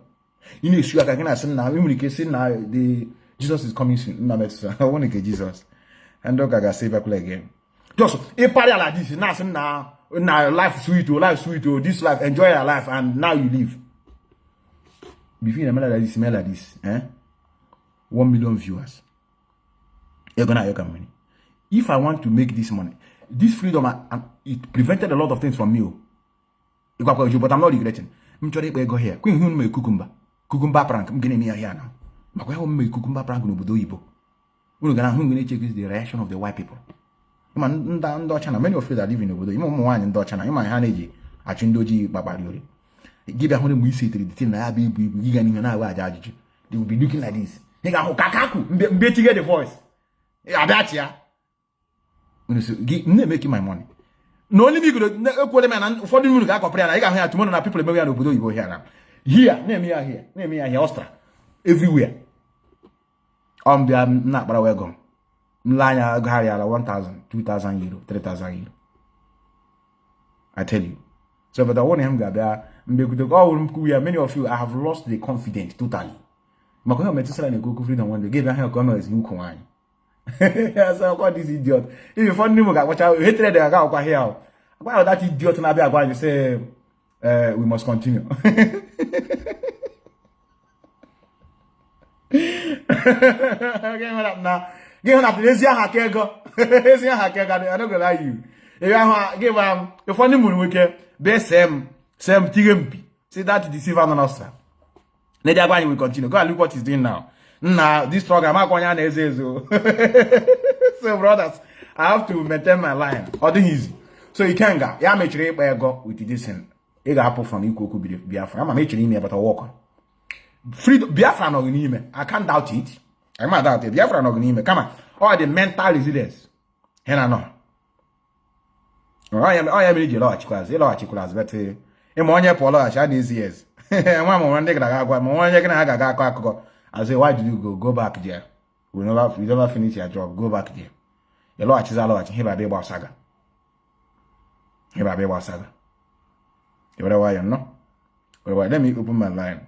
I want you to let me open my line while I play you this what Farrakhan said about Christianity. Nanya our people in Sogo. No one defend that Ethiopia stop here from Iga Chamber. Can one say something? If I'm a woman, because every Onibo, Chonipo, and they say, who are you? We Biafra. We will not stop you from in the business. Is it that you are lazy or you don't know what you're doing? We Biafra. We will not stop you from doing your business. What are you talking about? Mana, all this rubbish. Our lands are poor. All our some people be booted to IPOB. Most of you don't know why. A whole lot of them are fighting because I told them some of. You want to tell you basam? You want to hear you basam now? Now so good. My question now call na IPOB. So actually, people now here so nyoma. Now you stop akwa people who want IPOB. You drag all of us together. And not all of them. I told them, if you want to work for IPOB, you work for free. What is going on? I told them, now I'm not going to IPOB for how many years? Or maybe anybody. Nobody. But I go see from IPOB, well, I go put out 15 naira. Ngwagente abalanze na ina-ekwu okwu ya ama mbe ise ọwụha a member ọwụha anọghị into IPOB na ọgụ awonye no into it. Wana anyị na abalanze na agba flight agakwana some other countries for protest and always you go agbali ya enwe keji ya zo attach filie ya shop. Hini na onye wona ekere ọrụ eke abịa na be ekwu that na those are not doing what they are not doing it perfect na ọgụ awonye no. Where are you? A promise me get face Alamo Vita. When other things. If I talk again, because you have a problem. April, you can't hold it. I just say IPOB Egypt. This is from Israel. Maybe I should Egypt. Ego channel discussion letter. I remember one you did. I go put you online. I sacro. I complain about. On one year, then if I'm baby, I say, why someone did it 3 years? You are going out. So okay, how say maybe I should be about war. I'm ready. I'm ready for it. But most of you receive go laptop, you receive go phone, and we are giving you money, and yet you are complaining. If IPOB starts paying people who are talking about IPOB, how many people can they pay? How many people can they afford to pay? But they put online in our world's mouth, they tell him here. They put online in our call rubbish. They don't even matter my call. If they do it or say, no, say, now listen.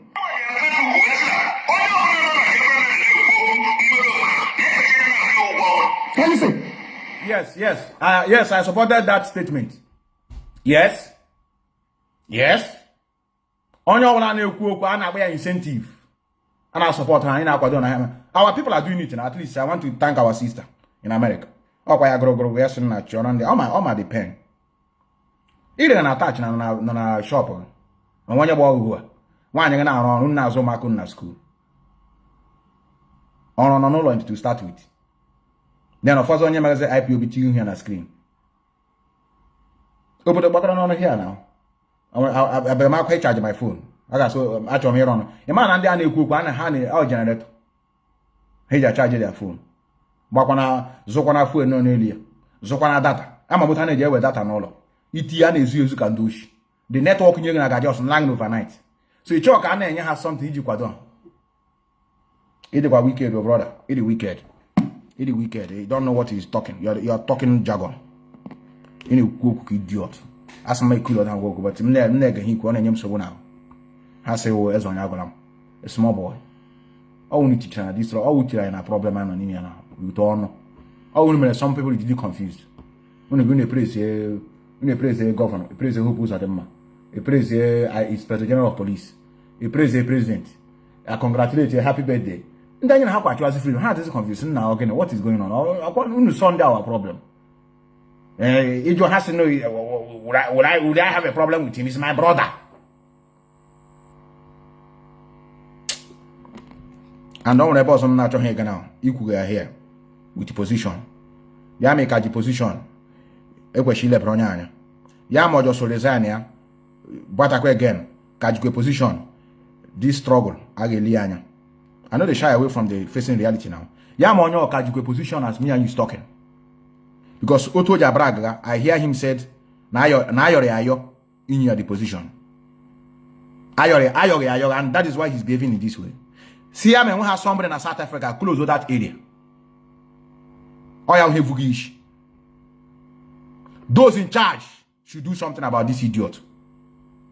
People on social media to take position. You know that was I force you to take it because mother go in South Africa. See, I'm when man they close all that area. You can't destroy. We are when happy in South Africa. Mother down. I have way this foolish. I'm still making my inquiry to confirm. If they're gonna drag everybody that is immoral. Again, I'm not problem. Important social media. Even more self in it tear the picture on there. So that the people are running in the cook. You saw one year. No one on a laptop, on an ego, and a corner. Even I see some people, some media warrior. People are not on. When you say some are one mad. Yeah, when you're getting a problem, you will put your face here squarely. I'm not again a mad and problem. After all, you must be not be in a good time with everybody. You can win so with somebody. You define how you define here. So that maybe I say okay, one year cook. Okay, no problem. I'm working now. I'm working here. But it be you talk with everybody.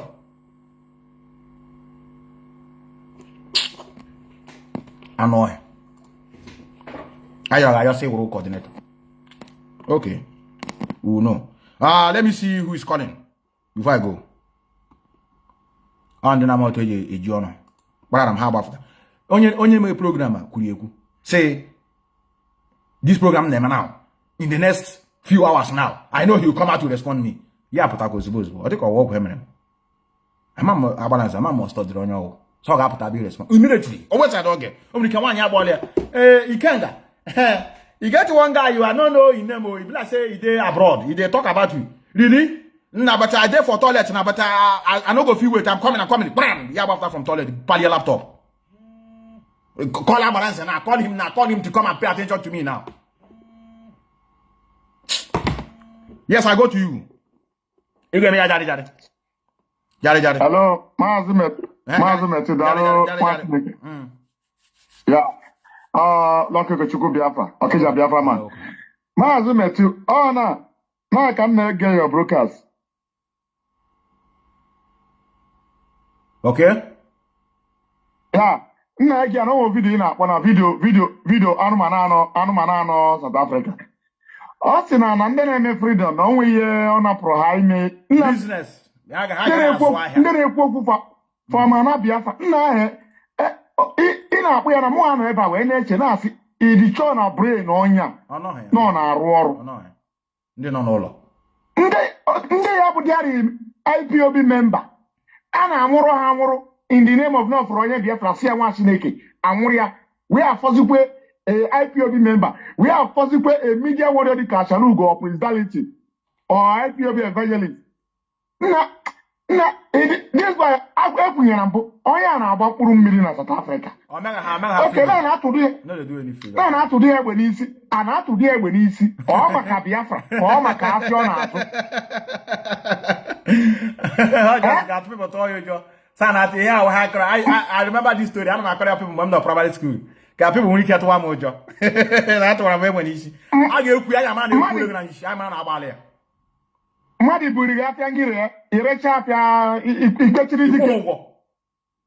Epo, I actually is about Diana and maybe I have seen here by MP going here. After those days, was in Maca, Biafra crazy to the air. On a mass number can you before now. On your equal wabro, na Asia, Yellow, I saw Maca Biafra. Epurunyambo. Onya ama yana of freedom. You are robo. Dane Mazi Nnamdi Kanu wepatara. IPOB media warrior. Oya koji bata. Kiababru web. Wena bazo we have Methuselah ka ine ekwu eziokwu. O kwanu ndeba anyi. Na-eme akwụkwọ ya na-eme ihe akwụkwọ ndị ya je na program ya na comment. Upper feel one of viewers. One or 2 months. Hold on there, let me announce it. And I'm going to play it for this guy that wrote it. One of the stakeholders. On the that now he has been removed already from coordinators forum. But don't be today now be a brag no coordinator. Now forced to become coordinator. And I will play it. Our brother continue. I will play it. Yes, Maka Methuselah na platform as the hot. When chopper this guy, he should marry. Before Anambra State election, 2 weeks to Anambra State election, I make share the video. I'm sharing every IPOB media warrior video. I say IPOB media warrior commenters and now comment now say nke ọ na-emezi ọ na-akampezi Ifeanyi Ụba ka o na-ekwuzi okwu Biafra ka to release Mazi Nnamdi Kanu. Onye a mepere ọnụ o ji eri ji na-eri ede si Chukwu kpọọ our media warriors commenters ọkụ na ọya asị ha enwere nwanne nwere ego. Gaa na Warrior, you cannot see any IPOB media warrior. You cannot see Radio Biafra program na Warrior. You cannot see it. Agam na Warrior isi meju. Enwe si not na mgbari ọsọ. Maka ama na ọma the meaning of freedom. No ka ọ bịa ka ọ si na agwago ya ọ bụ ihe Anambra ka a na-eme. Ihe na-eme ebe ihe indigenous people of Biafra IPOB one family. So onye ama the meaning of freedom. No si ka ọ mekpa koko. Abụ m ya afọ Amambra. Ama ka ndebe anyị si eme. Ịghọtago ka ọ bịa ka ọ zọọ oke afọ na-egbu nwa nkịta. Ana oke afọ adọba iji ya n'ọla asọ Ọkịja. Ọ nọ n'ọla asọ Ọkịja. Onye egwu n'igbu ya. Because onye na-abụrụ mmadụ. Okay.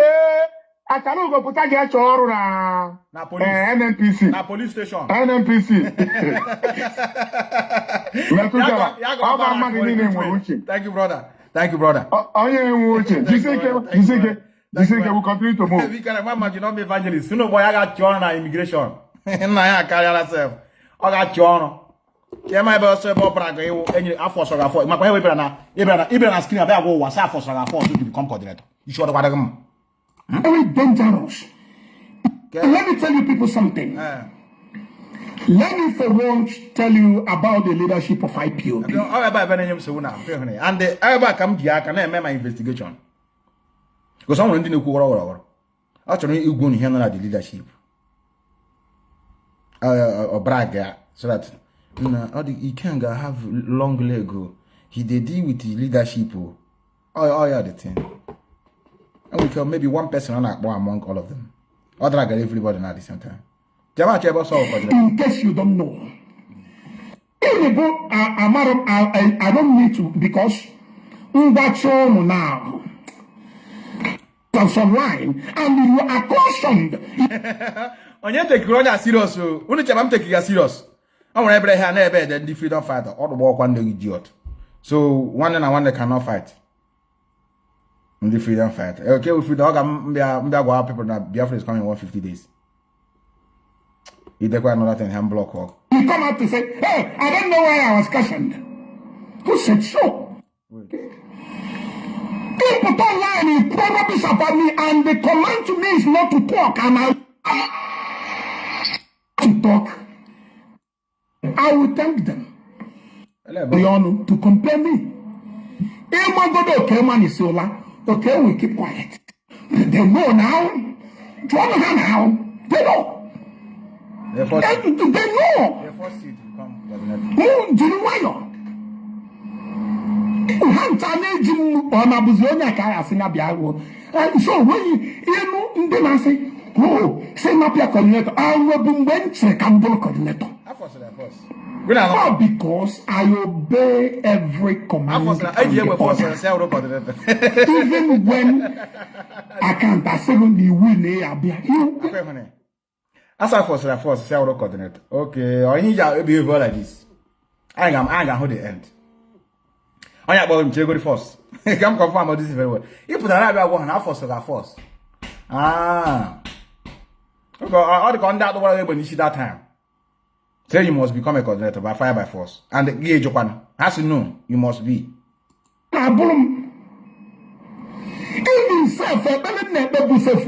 Hey, because all the evening self and I'm not coordinator can get cool Zidane. Oh, my boom before. Oh, my boom, I had the home before. But in that well, coordinating job, I can't do anything. But I Freedom fighters. Hey, we move. It's okay. It's okay. Kuna anonia. Onya no here. What do you know here? Nde 150 days. Nde referendum na exile. You know, na kuna law be rule or call uni rule other side. I know here. There now. Mark like handwriting. My brother, I drag a didn't know into this. Here, individual problem. I want to can new. I want to people, very, very sensible people. Because I make one divide and rule. And I on your choose a boy. It's not a collective something. On your choose a piazza. It's not a matter of a people. No. Oh yeah, I had it also. I had it, but more I heard them. I had it more.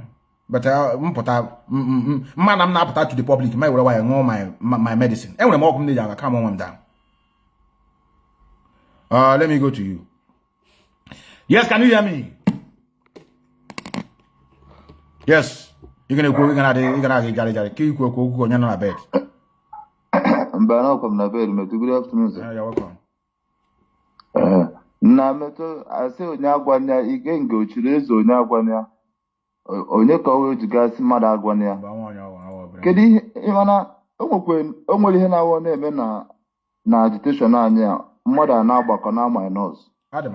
That's why to start with, I know that ọwụ nọ Maazị Achebe ma Oginwa coordinate with Donald Azubike wee kwuo ihe Ikenga kwuru against Maazị Azayoba, against Maazị Jonathan Chinedu, against our radio station, Radio Biafra.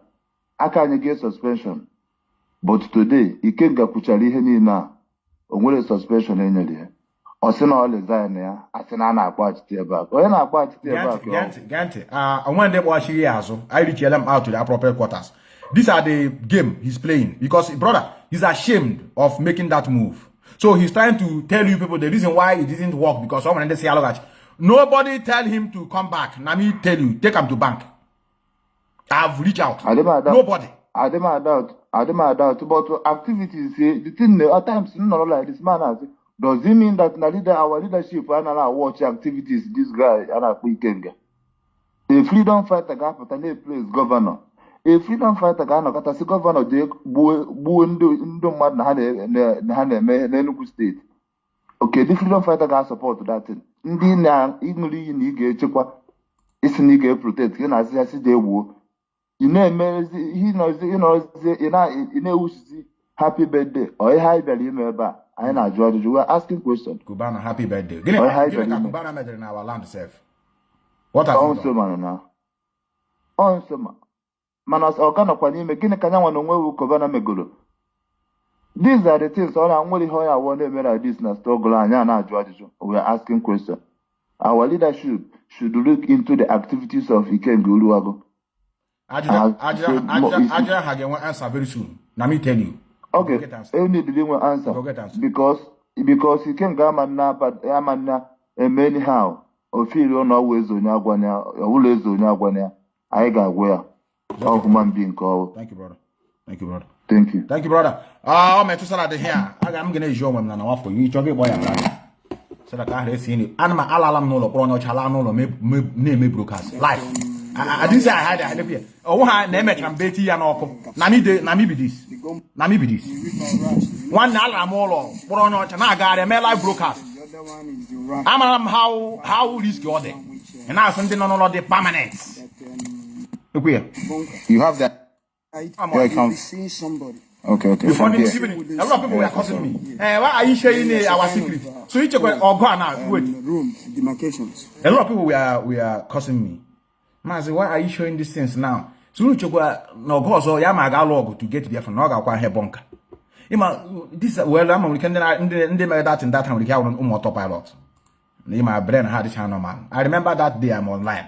I said stop that. You're exposing our secret. So you check la kwa through bunker again ga log. The war they move well forward, the Chinaga walk. The war they move well forward. And what's the name of her bunker now? People now don't have say to missile. Say to me, I'm more than here, brother. It's a natural thing. Yeah, we went there, we saw the river with different colors. Yes. And they refused to meet. They were just there. No one want to come to the other side. Exactly. So, but do you know the historical background behind the color of the water that refused to mix together? What we call it is the confluence. Yeah, for sure. The confluence is historical background about it is so, that you have the female it's okay. Hold on there. goddess of the water. Okay. And the male goddess. You know, nobody, if you want to talk about the Biafran war or Biafran genocide, like people. Oh, just I never notice me. I have the difference between some of us and others. We don't notice me. I come and knock at my mouth to from Biafra dish. Hey, Mazi, good evening. Mazi, how is your family? And Mazi, hey, do you have time? Now let us talk now. Man, have that to watch. I don't get time. He's not boasting, brother. Now we are still on the race. So that guy, you got what you know why I'm not. You get why you get no no. Or the only thing I want you to understand is two things I want you to understand. I'm going to lose I will quick block from the platform, but I'm still have a platform. I watch in you commit. You can't run away now. You can block others. You cannot block the one that I know. I will leave you alone. You can't see me begin to talk about you. And I drag her into the mud. Again, I'm not no problem. Well, no, I have no problem. Brother, darling to the Google. Now, many have a problem before now. You know, on social media. Many always walk now secret. I'm bamba quick. Oh, yeah, all normal. On a meme. Normal. We're born no. Every time I social media, I cook a one day I come This is the beauty of unmonetized page. You know, but all about is nah, they go strike him. Then go strike him. Is a copyright. KB Shabo. In Canada, I won't the referendum. I want the referendum, brother. I want the referendum now. Nezile. When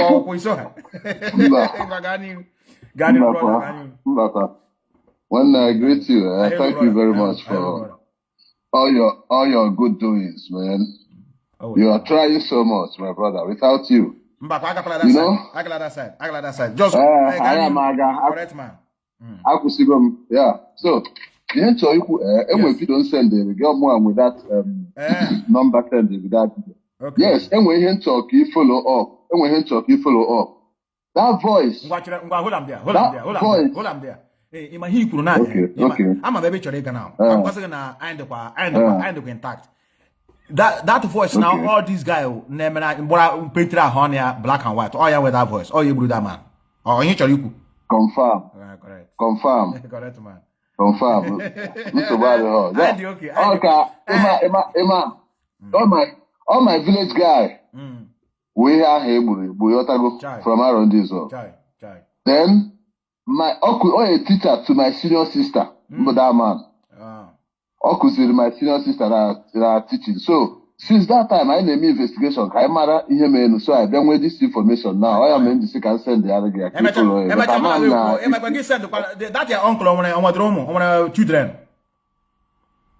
I'm not Amia because all my senior sister got Kuzili na school. My senior sister. I want to buy the thing analyze. Compare. Come and search video sender. I can post it on Facebook. Quit that way.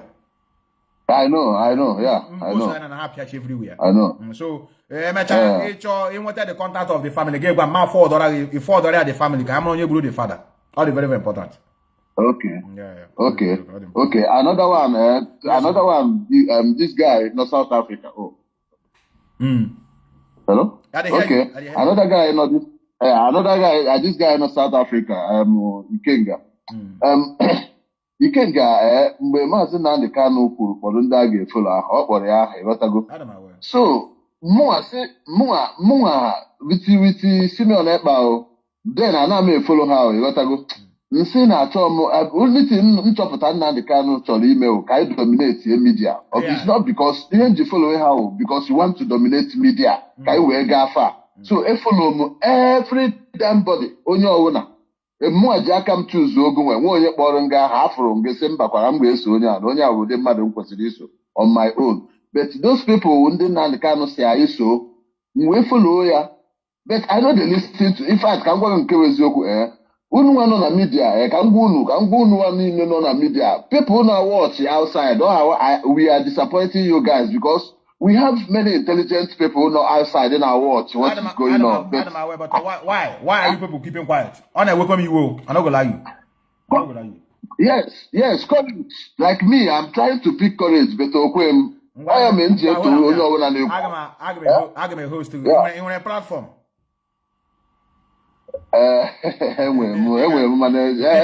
platform, Jack.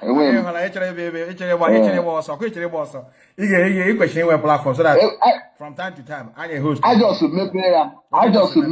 That's what me na akuzi. That's what me me here religion. Here religion can as in who we are, as in the Igbo, as in the Igbo that platform. I just prepare. You got my point. My focus to this mission is religion. That's final for me. Religion is our problem. I'm aware. Religion, I want what we are in our mind. We get ourselves. I did. Or the can down. I know. It's okay, brother. Yes. So yeah. Thank you, brother. Thank you, brother. Our sister saw that one day. Our sister saw that one day. Our sister kind of good. Never gonna put out for the home, how about Busrani? It's okay, propaganda destroyer before now tower. Ndoka. Ngwa, message. Ndoka, ndi Facebook, hake kage ya ban. How ban this man from speaking?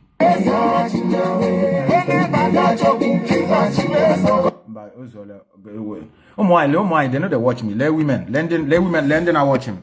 Men are watching the 91.7. Why you now 8.3%. Look where only they are watching Methuselah. So all him kabu, I'm Jakabatrom.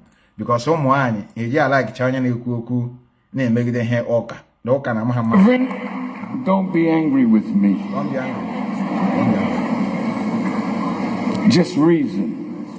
Our sister Vivian agreed. Jesus never knew anything about Christianity.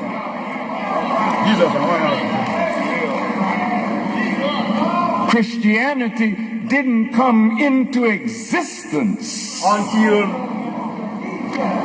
long after Jesus was gone.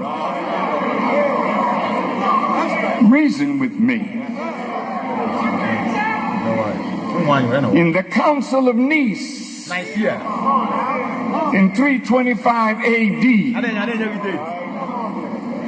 the so-called Christians, which they were called at Antioch, Paul didn't know anything about it. That's right. Jesus never taught it. He never gave you a cross to honor his life. What he gave the early so-called Christians was a fish.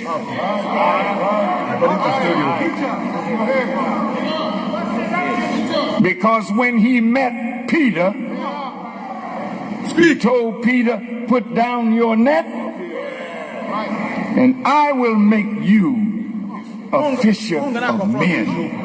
Why a fisher of men?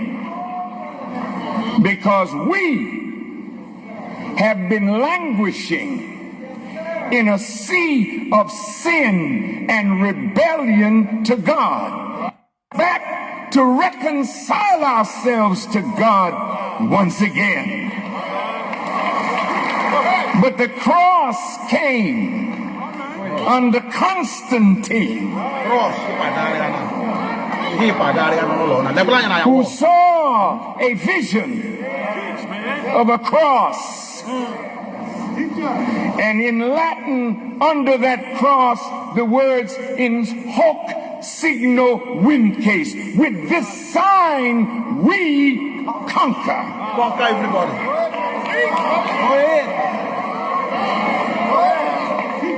That was a while. Wow. And the cross has been used in the conquering of the native peoples of this hemisphere. The cross has been used in the conquering of the indigenous people of Africa and Asia, Latin America and Australia and New Zealand. They never represented the love of Jesus Christ to the darker people. Ai, otie monokolo. Yetie. Labasa matani. Chinekem, gini merije baka pumazo. Lekwe hende abia na abia destroy wa Jesus mji chiron wem. Hassle now, and the man I this struggle over my dead body. My Jesus. Where is Donald Azubike? This thing cannot happen. Where are you? Come, doc, come, doc. Has to do Jesus from Jere? Why am California. So I got the time. Let's leave it here. Let's leave it here. We will see I know because I don't blame many of you. I don't know one day he would have since we were born. Mbia crow nonsense. I'm not gonna this struggle. If you say I'm gonna close, I will keep one inch bobo. Jesus came I beg say, you know the walk, they mad. They create Methuselah. Who born you? They play with my faith. Is it because we are doing all the Biafra? I understand them. I understand them. Let me play you one of them. I understand them. But that's why we are not fighting. Oh, how am I? This is kind of walk. Don't know that's weak. Amanya hoyela ela bra nu na cause that problem black bu. Mage mo nearly of febu ma madomo onye Bosco come just come pick where I call go with the last caller. After them 2 times today. I'm not quite a weekend. No, appear me on social media every day. While here 2 times. Yes, can you hear me? Yes, I met a quick one. I greet you, Nnamdi from Atlanta. Yeah, you're welcome. Yes. I not start this program on time. I was even listening to your Wait. Why your voice is not coming out clearly? Wait, hold on. How can there no cabla? I'm from here Jesus now. The cabla call this and wait. My social media. I'm going from this side. Okay. Nagani. Yes, he's coming out. Yeah. Yes. Yeah, so I'm not there and listening to that program I think a few hours ago. I'm doing a program on Facebook. So I was even listening to that one. I guess I them that one put as a email on that program. I didn't be but anyways, first of all, who is that man eating at that place? Who is he? Okay, I'll come how they take it by force. And I take it by force in my Ambazonia group. Oh, okay, Ambassador Group. Okay. He had their first leader, Potran, for the freedom fighting. And as me and AGAG. Yes, AGAG. And came with then AGAG in the Beha. As the best thing is to abandon him and look for another leader. You gotta go. So and then Chua Ayuba. Chua Ayuba is not a leader. It's just he's not a leader. Everyone does Potran. Then other people are former group. The one inside any other say that their cabinet must be dissolved. So and they refused. Then before you know it creates a different faction. Here on a 5 faction now fighting for freedom. And the reason why I put this in is that the Chuayaba walk Onyara take it by force, freedom take it by force. There are people are in Eza, there are people are in IDP camp. I played it when I was doing my program. They are mothers, as me and you speaking. They are not in their homeland. They have run away to another place. And the person that is shouting take it by force is in Norway, enjoying with the family. And they are not, so my idea is not, they are not prepared very well. They don't have any backup from any international community. They don't have any, they don't even have the sympathizer of others. No, nothing. You know, on them man, we want to fight by force, take it by force. But the problem is that what of the concrete plan do you have on ground to secure the life of our people? These are the problems that are disturbing us. Mazi Methuselah, that's why I said he is awesome. He calculated all these things. And that's why he's behaving like as if he's a foolish person, that he don't know he can't unleash mayhem. But not unleashing mayhem is the problem. It is what is going to be the outcome. Do you have what it takes to protect your people? Or you want to chase our mothers into exile? So that's okay, I will tell you now. Yes. Okay, now I have a question for you. Right. Yes. This guy yesterday, honestly, remember on this Twitter, X. Him who got in that place. On our own layer, I'm on my own church. I don't know. I don't even know. I'm on him to I just look at the guy. Look there. Him not what is the purpose of that phenomenon yesterday? I just don't That idiot, that millipede, none of Finland. My question was, that thing he did yesterday, he called a referendum. And my question I want to you, okay. So, what does it signify? I mean, does it mean that Biafra, that's not, I don't even know. I'm not thinking it's let me explain. Because again, at somebody's land, I got made a referendum. And then what then? I want to know. What's going on? What he's doing is, you know, I don't know, I'm not art movie before. I have art movie. I have acted movie, even though they try to cover our face because we have never reached, no, but that, I will follow to go on art movie. But what he's doing is what he was contracted. How I wish you follow my broadcast from the beginning. And that is the reason why I brought this man here, because the man they call Chua Ayaba is in supporting what they are doing. Because he always shouting, take it by force. Among the noise they are making, the only person that we are there yesterday is this man, Chua Ayaba. Is when they are in Finland. The reason is that because the man is also living in Norway. So, you know, all those places are called Scandinavia. So they are closer to each other. You know, and these are the man that is promoting freedom, take it by force. And that's why I begin to show his leader. The man that is shouting freedom, take it by force. Where is their leader? He's still in prison, number one. How many groups do you have in your place? 5 groups. Where are your parents and your mothers? They are in exile, they are in IDP camp. I also showed the video. So that's the thing, the reason why I brought this in. Now, let me go to straight to your question. Brother, this thing you are seeing here is... what you ask yourself now, like you are still trying to know what else, what is the next? Okay, what is achievement? I think this is what you are trying to ask me. What is achievement? Yes, exactly. What has he achieved doing that? That's why I told you it's movie. You know, movie, let the movie or go yama I think a serial film, or I don't know what it's called in English. You know, another one, just to keep people busy. Series. Series. Series 1, Series 2, Series 2. Exactly. Yeah, I know what you're saying. So, I watch other series. I get keep your mind busy. Even from job self, but now make I go continue from where I stopped. So, these are the things they used to keep our people in bondage. Those that have been deceived, though. But to be honest, there are some people that are contracted. They are purposely doing what they're doing. So, don't mistake them. There's a people that, you know, contracted to make sure they keep on seeing a way to destroy what we are doing by pushing these people to become the supreme. That's why they have tried all the best, because when they started, it was on IPOB. But when they find out that it's not working in IPOB, they need to change something similar to IPOB called autopilot IPOB. Yet it didn't work. So they were advised to go out completely from IPOB to answer another name. For example, this Biafra government in exile, it has been in existence before, now, brother.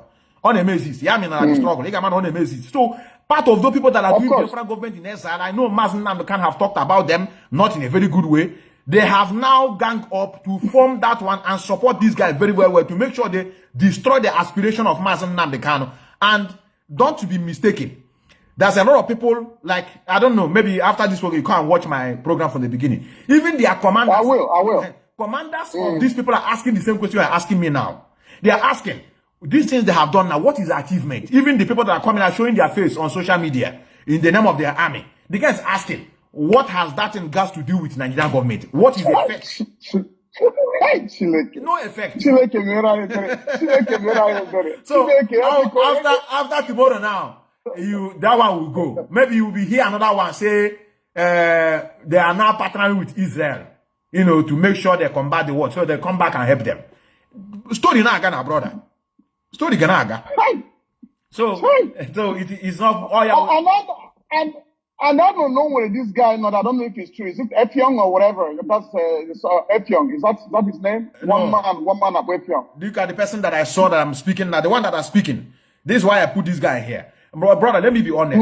Let me be honest. Not everybody have the mindset of us. I know some people, that's why we are speaking regularly. Because if we are not speaking, our people can be deceived. Our people can get confused. Because I know where they play, you're going to see them there. But people who have sense will be asking, where is this in leading us? For example, what is going on in Palestine? Are they not looking for their freedom? They are. Now they have kidnapped a lot of Israeli people. Kill the one they kill. But do you know that as me are you speaking, they are releasing the people they are holding hostage. In other words, their plan has been destroyed. Because I thought they were holding people for them to get what they are looking for. But now they are releasing the people they are holding. And at the long run, they have killed a lot of their people since this thing started. What is the achievement? Zero. They have killed their people. You didn't achieve your goal. The same thing with what is the code. Where is the goal? What is achievement so far? Nothing. Nothing.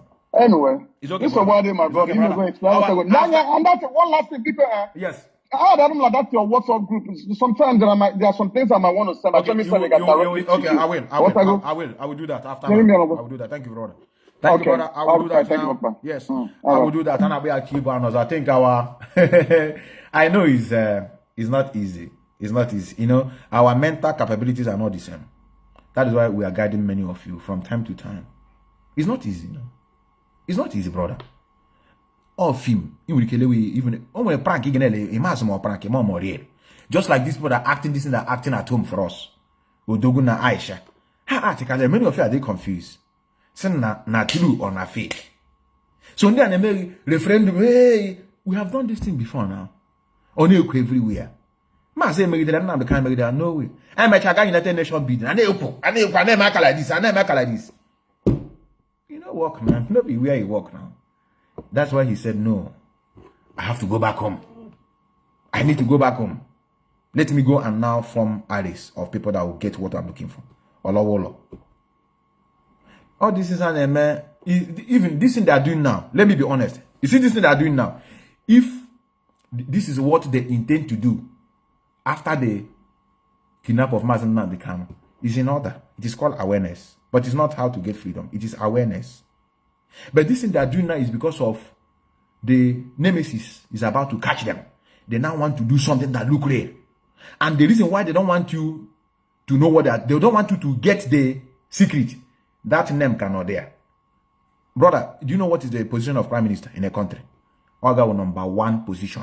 Prime minister. Prime minister in any country of the world. Or in charge. Then when you prime minister, our leader. My leader, Mazi Methuselah Special. He's using that so that again who and a gullible idiot that are still following them because of Mazi Methuselah Special. Because he will be a gay boss. You say you're prime minister. I'm the leader. I'm the leader of this. I'm the leader fighting for the freedom. I am in charge of this struggle. They just say, what of Mazi Methuselah Special? Where do you position him? That is why they don't want to remove it. Because since I have come to this world, now I'm not a prime minister. I know no one also a prime minister no who the leader. But all because of EWP, Anya MP like this. Ufọdụ ndị anya ha emepele ara amakwa ma nwere ndị mmadụ trick anya ha emepele korokoro ha na just organic ka onye achọkwa ọ chọwa ka ọ na-etake the same accolade but ọ chọwa ka ọ wepụ my leader n'ime ya ewepụ ya ọsọ agba onye bụ ọ dị ka aga ma alawala because our leadership are coming by 7 p.m. Biafran time. I think is almost getting to so that can Methuselah get Zurich. Yes, can you hear me? Bob before. Can you hear me? Bob before. Mamma me water pilot. And their number is bridging. Brother. Anyway,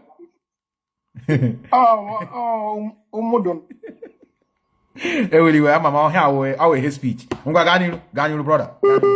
Hi. Your number is so. Your number is so, brother. Why is your number disturbing?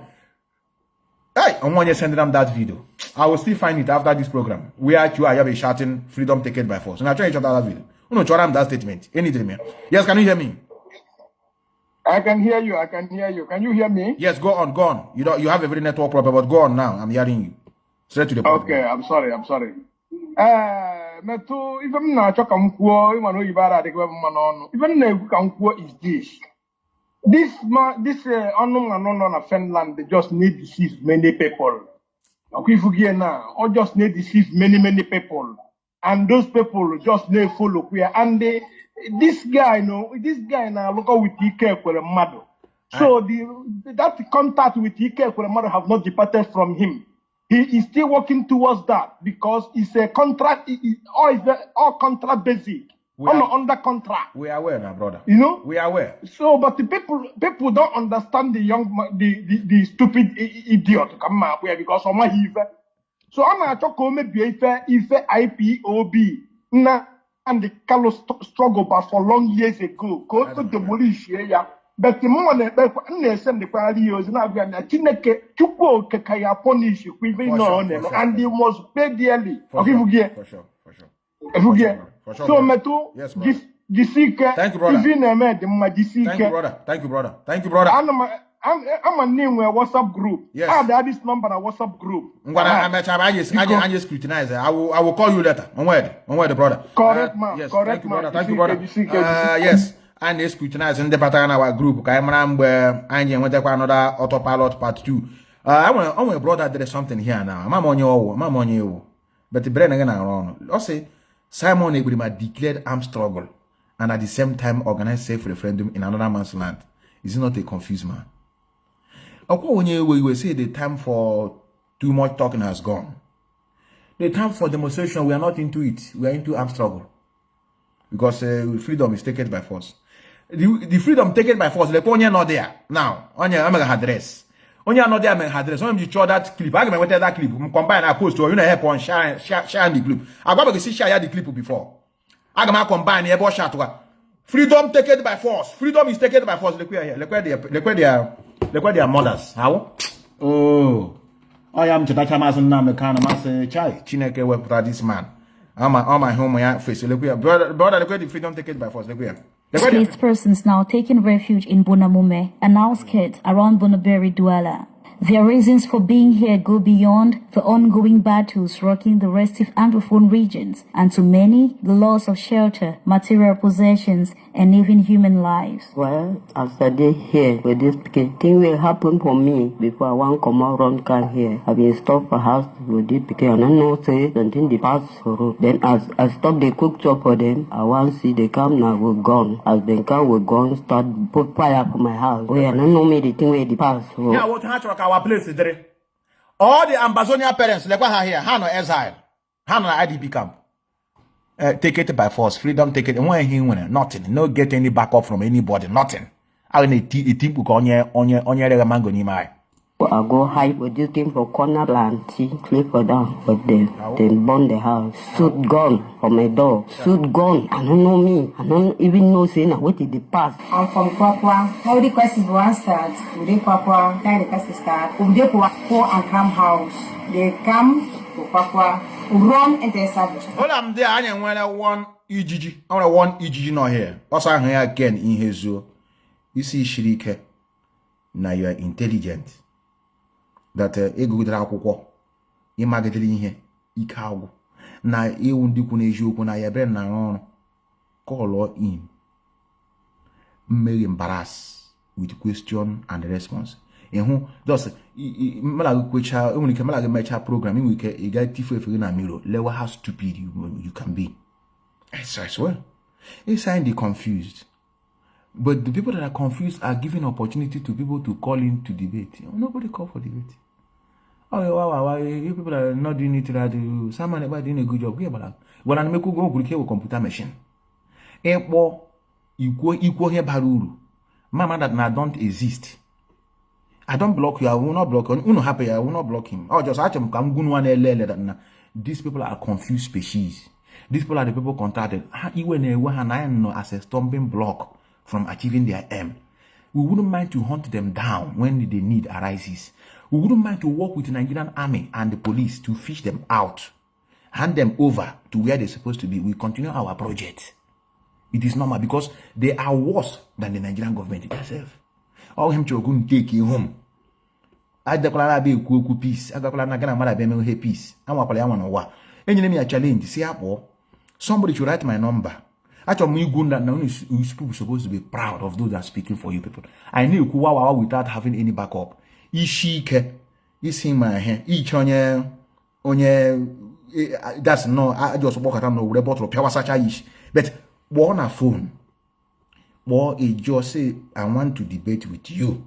I want to tell you that you're a confused man. I want to tell you that the direction people are going is to destroy Onishi. It is we that is in what is going on. It won't make sense. Make I know that I don't deserve to exist. Oh, a challenge. Then now upon all these things, I'm killing myself. You can call. You can't only know she's. Only I go see this weekend. You know they're here. Let me hatch our mother. Hatch our mother there like this. No, I only care. Only our mother no Benue. Mother na Benue 18 book on your chief and had us and where canopy. No, hold on anymore. Hand on it, you can freedom working with. Your life of your people. When get secured. Your leader. Yeah, the situation ambassador. their leader in prison. Freedom. Oh, their people nowhere to be found. Look what here. Now they look me. Look what. We're coming back. You don't burn down our house. You didn't kill my master. Karen, popularly known as Mama IDP, is the founder of this new hub. So it's because of the crisis that I'm here in Bonabome. Today makes to 4 years. Thank you, brother. So I was one of the persons. Lucky had the program. I'm here. Go ahead and say, it's a lie. You would have put your number. Look at my number here. Look at my number here. Annoy. You know Facebook I again. So Facebook on have motor GP in a number here. Kunu bet will defeat all of you. Look where here, look where the number not here. You just come border, maybe only key one ish, mandishi, such only key ishi in an autopology. My number is +43 665 658 4074. I call it again. +43 665 658 4074. You can't call. You can't call. You can't call. I have to go, brothers. Let me go. Let me go. Who came ahead when it started. So when I'm called Mother IDP, it's because when people were running from Amanda coming here, I was the one who was keeping them at home after they looked a different place to stay. Today, Bunamume harbors close to 500 internally displaced persons, and an increase in population with no amelioration to living standards is chaotic. This is the main challenge they face on a daily basis. We not get something doing for Douala, we just stay. Landlord will come with your own problem. Say una repay, una will come out. Begin they go school. Because of school fees, they need to live there in peace. They the concussion, but men alive, Saris live because of war. If war not be there, we'll not find ourselves for the year, all kinds of. Go through a lot, a lot. First, I live from my own country. I need to feel free for there just because I live my own land, come for different land. When you should don't want to talk something, they say see the camp no go there. That means you not get voice away if you should don't for some place talk. Because really for here, the life may be easy.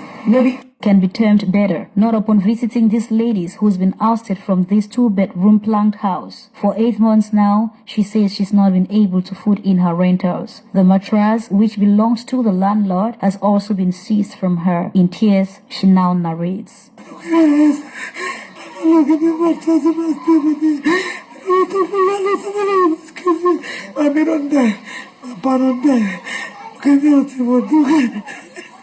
Thanks to Karen, this lady's condition will... What is the code now? Water!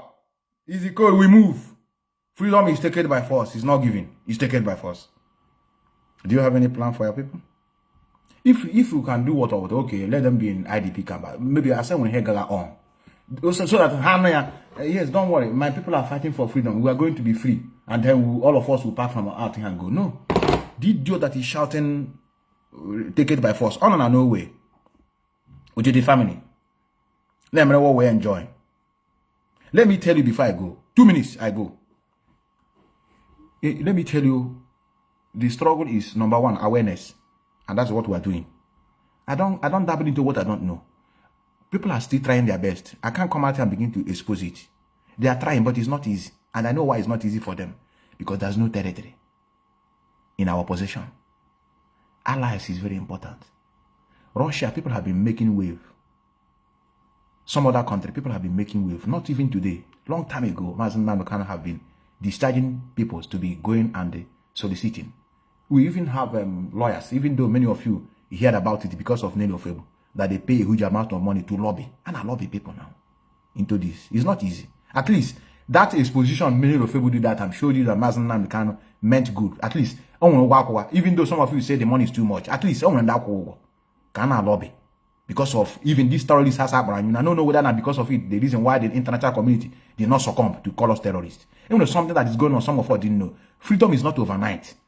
You can only hold on some people that tell you we are having the backup of some country. In how we go to Mozambique now, and our district meeting. Simon Ebana is holding a meeting with the Finland president.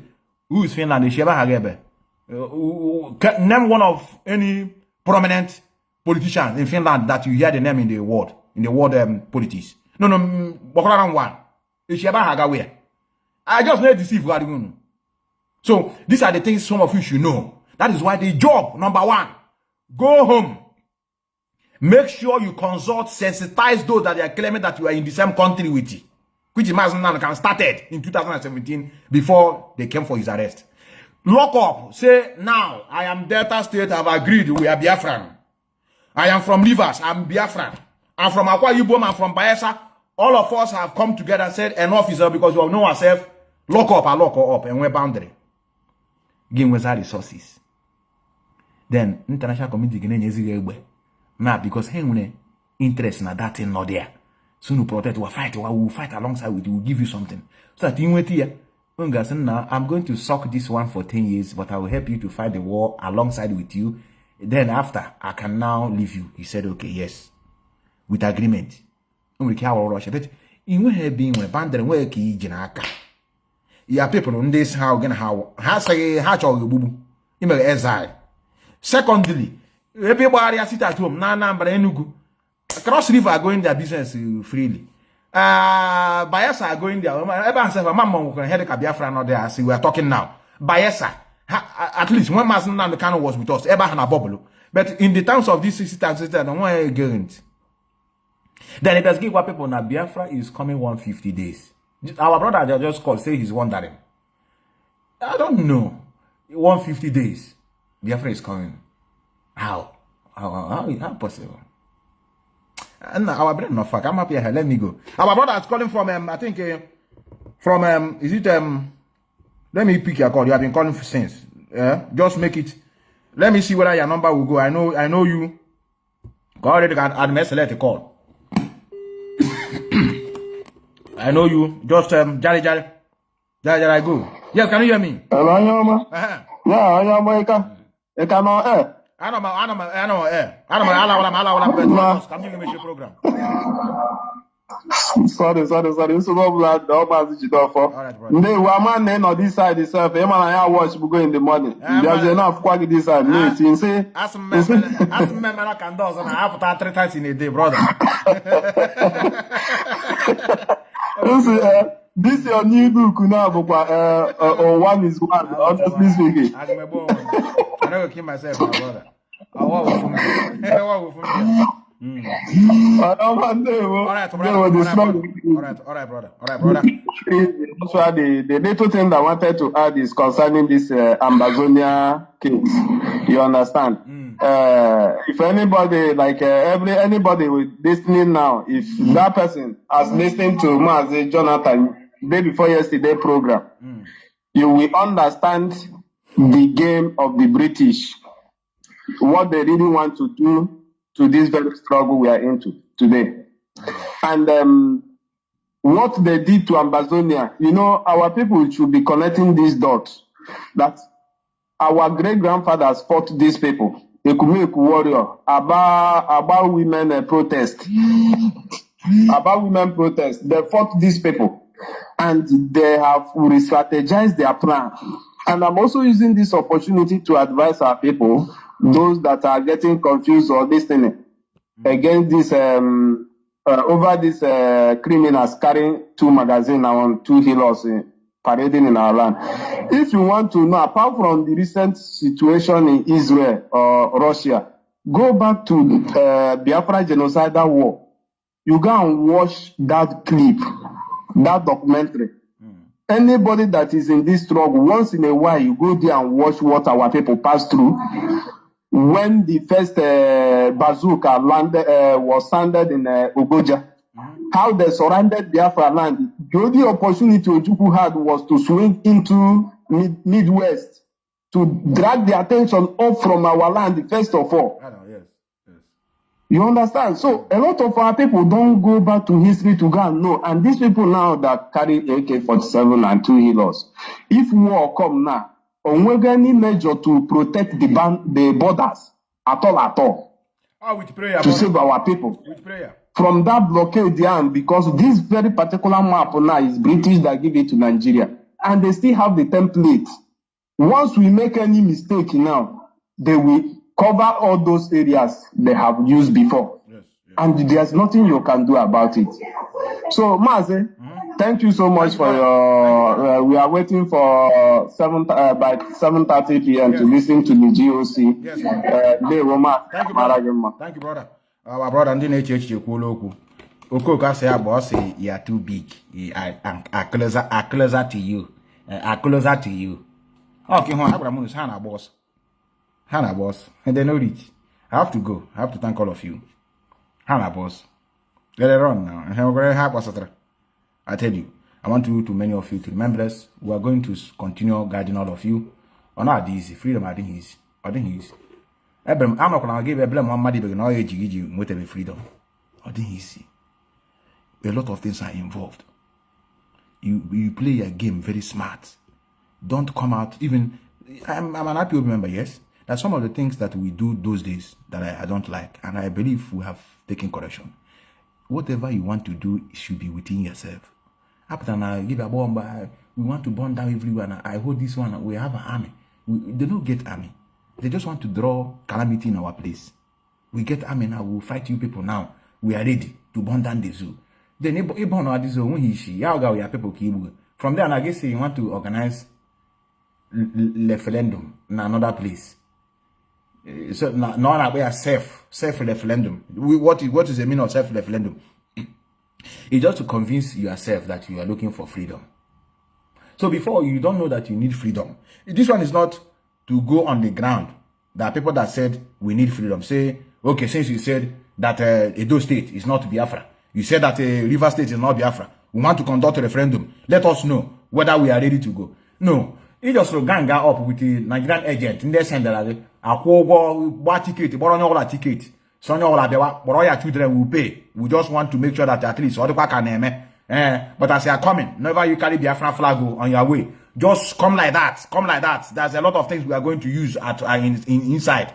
If you come, we'll be shouting referendum. So after we have finished this thing, do show with your light, electricity, and the camera with the build stream and the projector. After it, what happened? Then if you allow Chikwas again, Bema will sit at home to release your onion. I thought by now you were supposed to release onion. Since the US, they don't know what they're doing. But I know this so. By now, I'm not like a question because the US, they're not doing it right. And you cannot at the same stage. I'm waiting on a chair court case. I lie.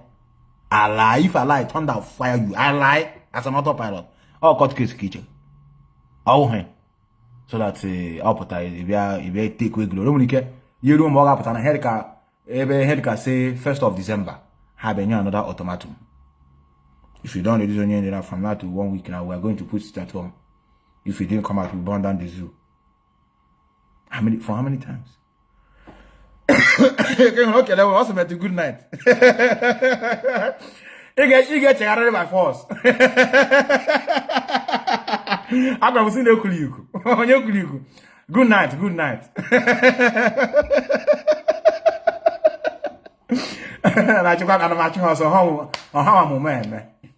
I'm a man, my old brain. Can I wa Kanu let me know can regular. I on your kuliku. Good night, brother. Good night. The guy, man. I'm an oku no haiku. All ala. Unu me good night because on your kuliku. On your kuliku, please. On your kuliku. Brother, ya kwana on your deceive.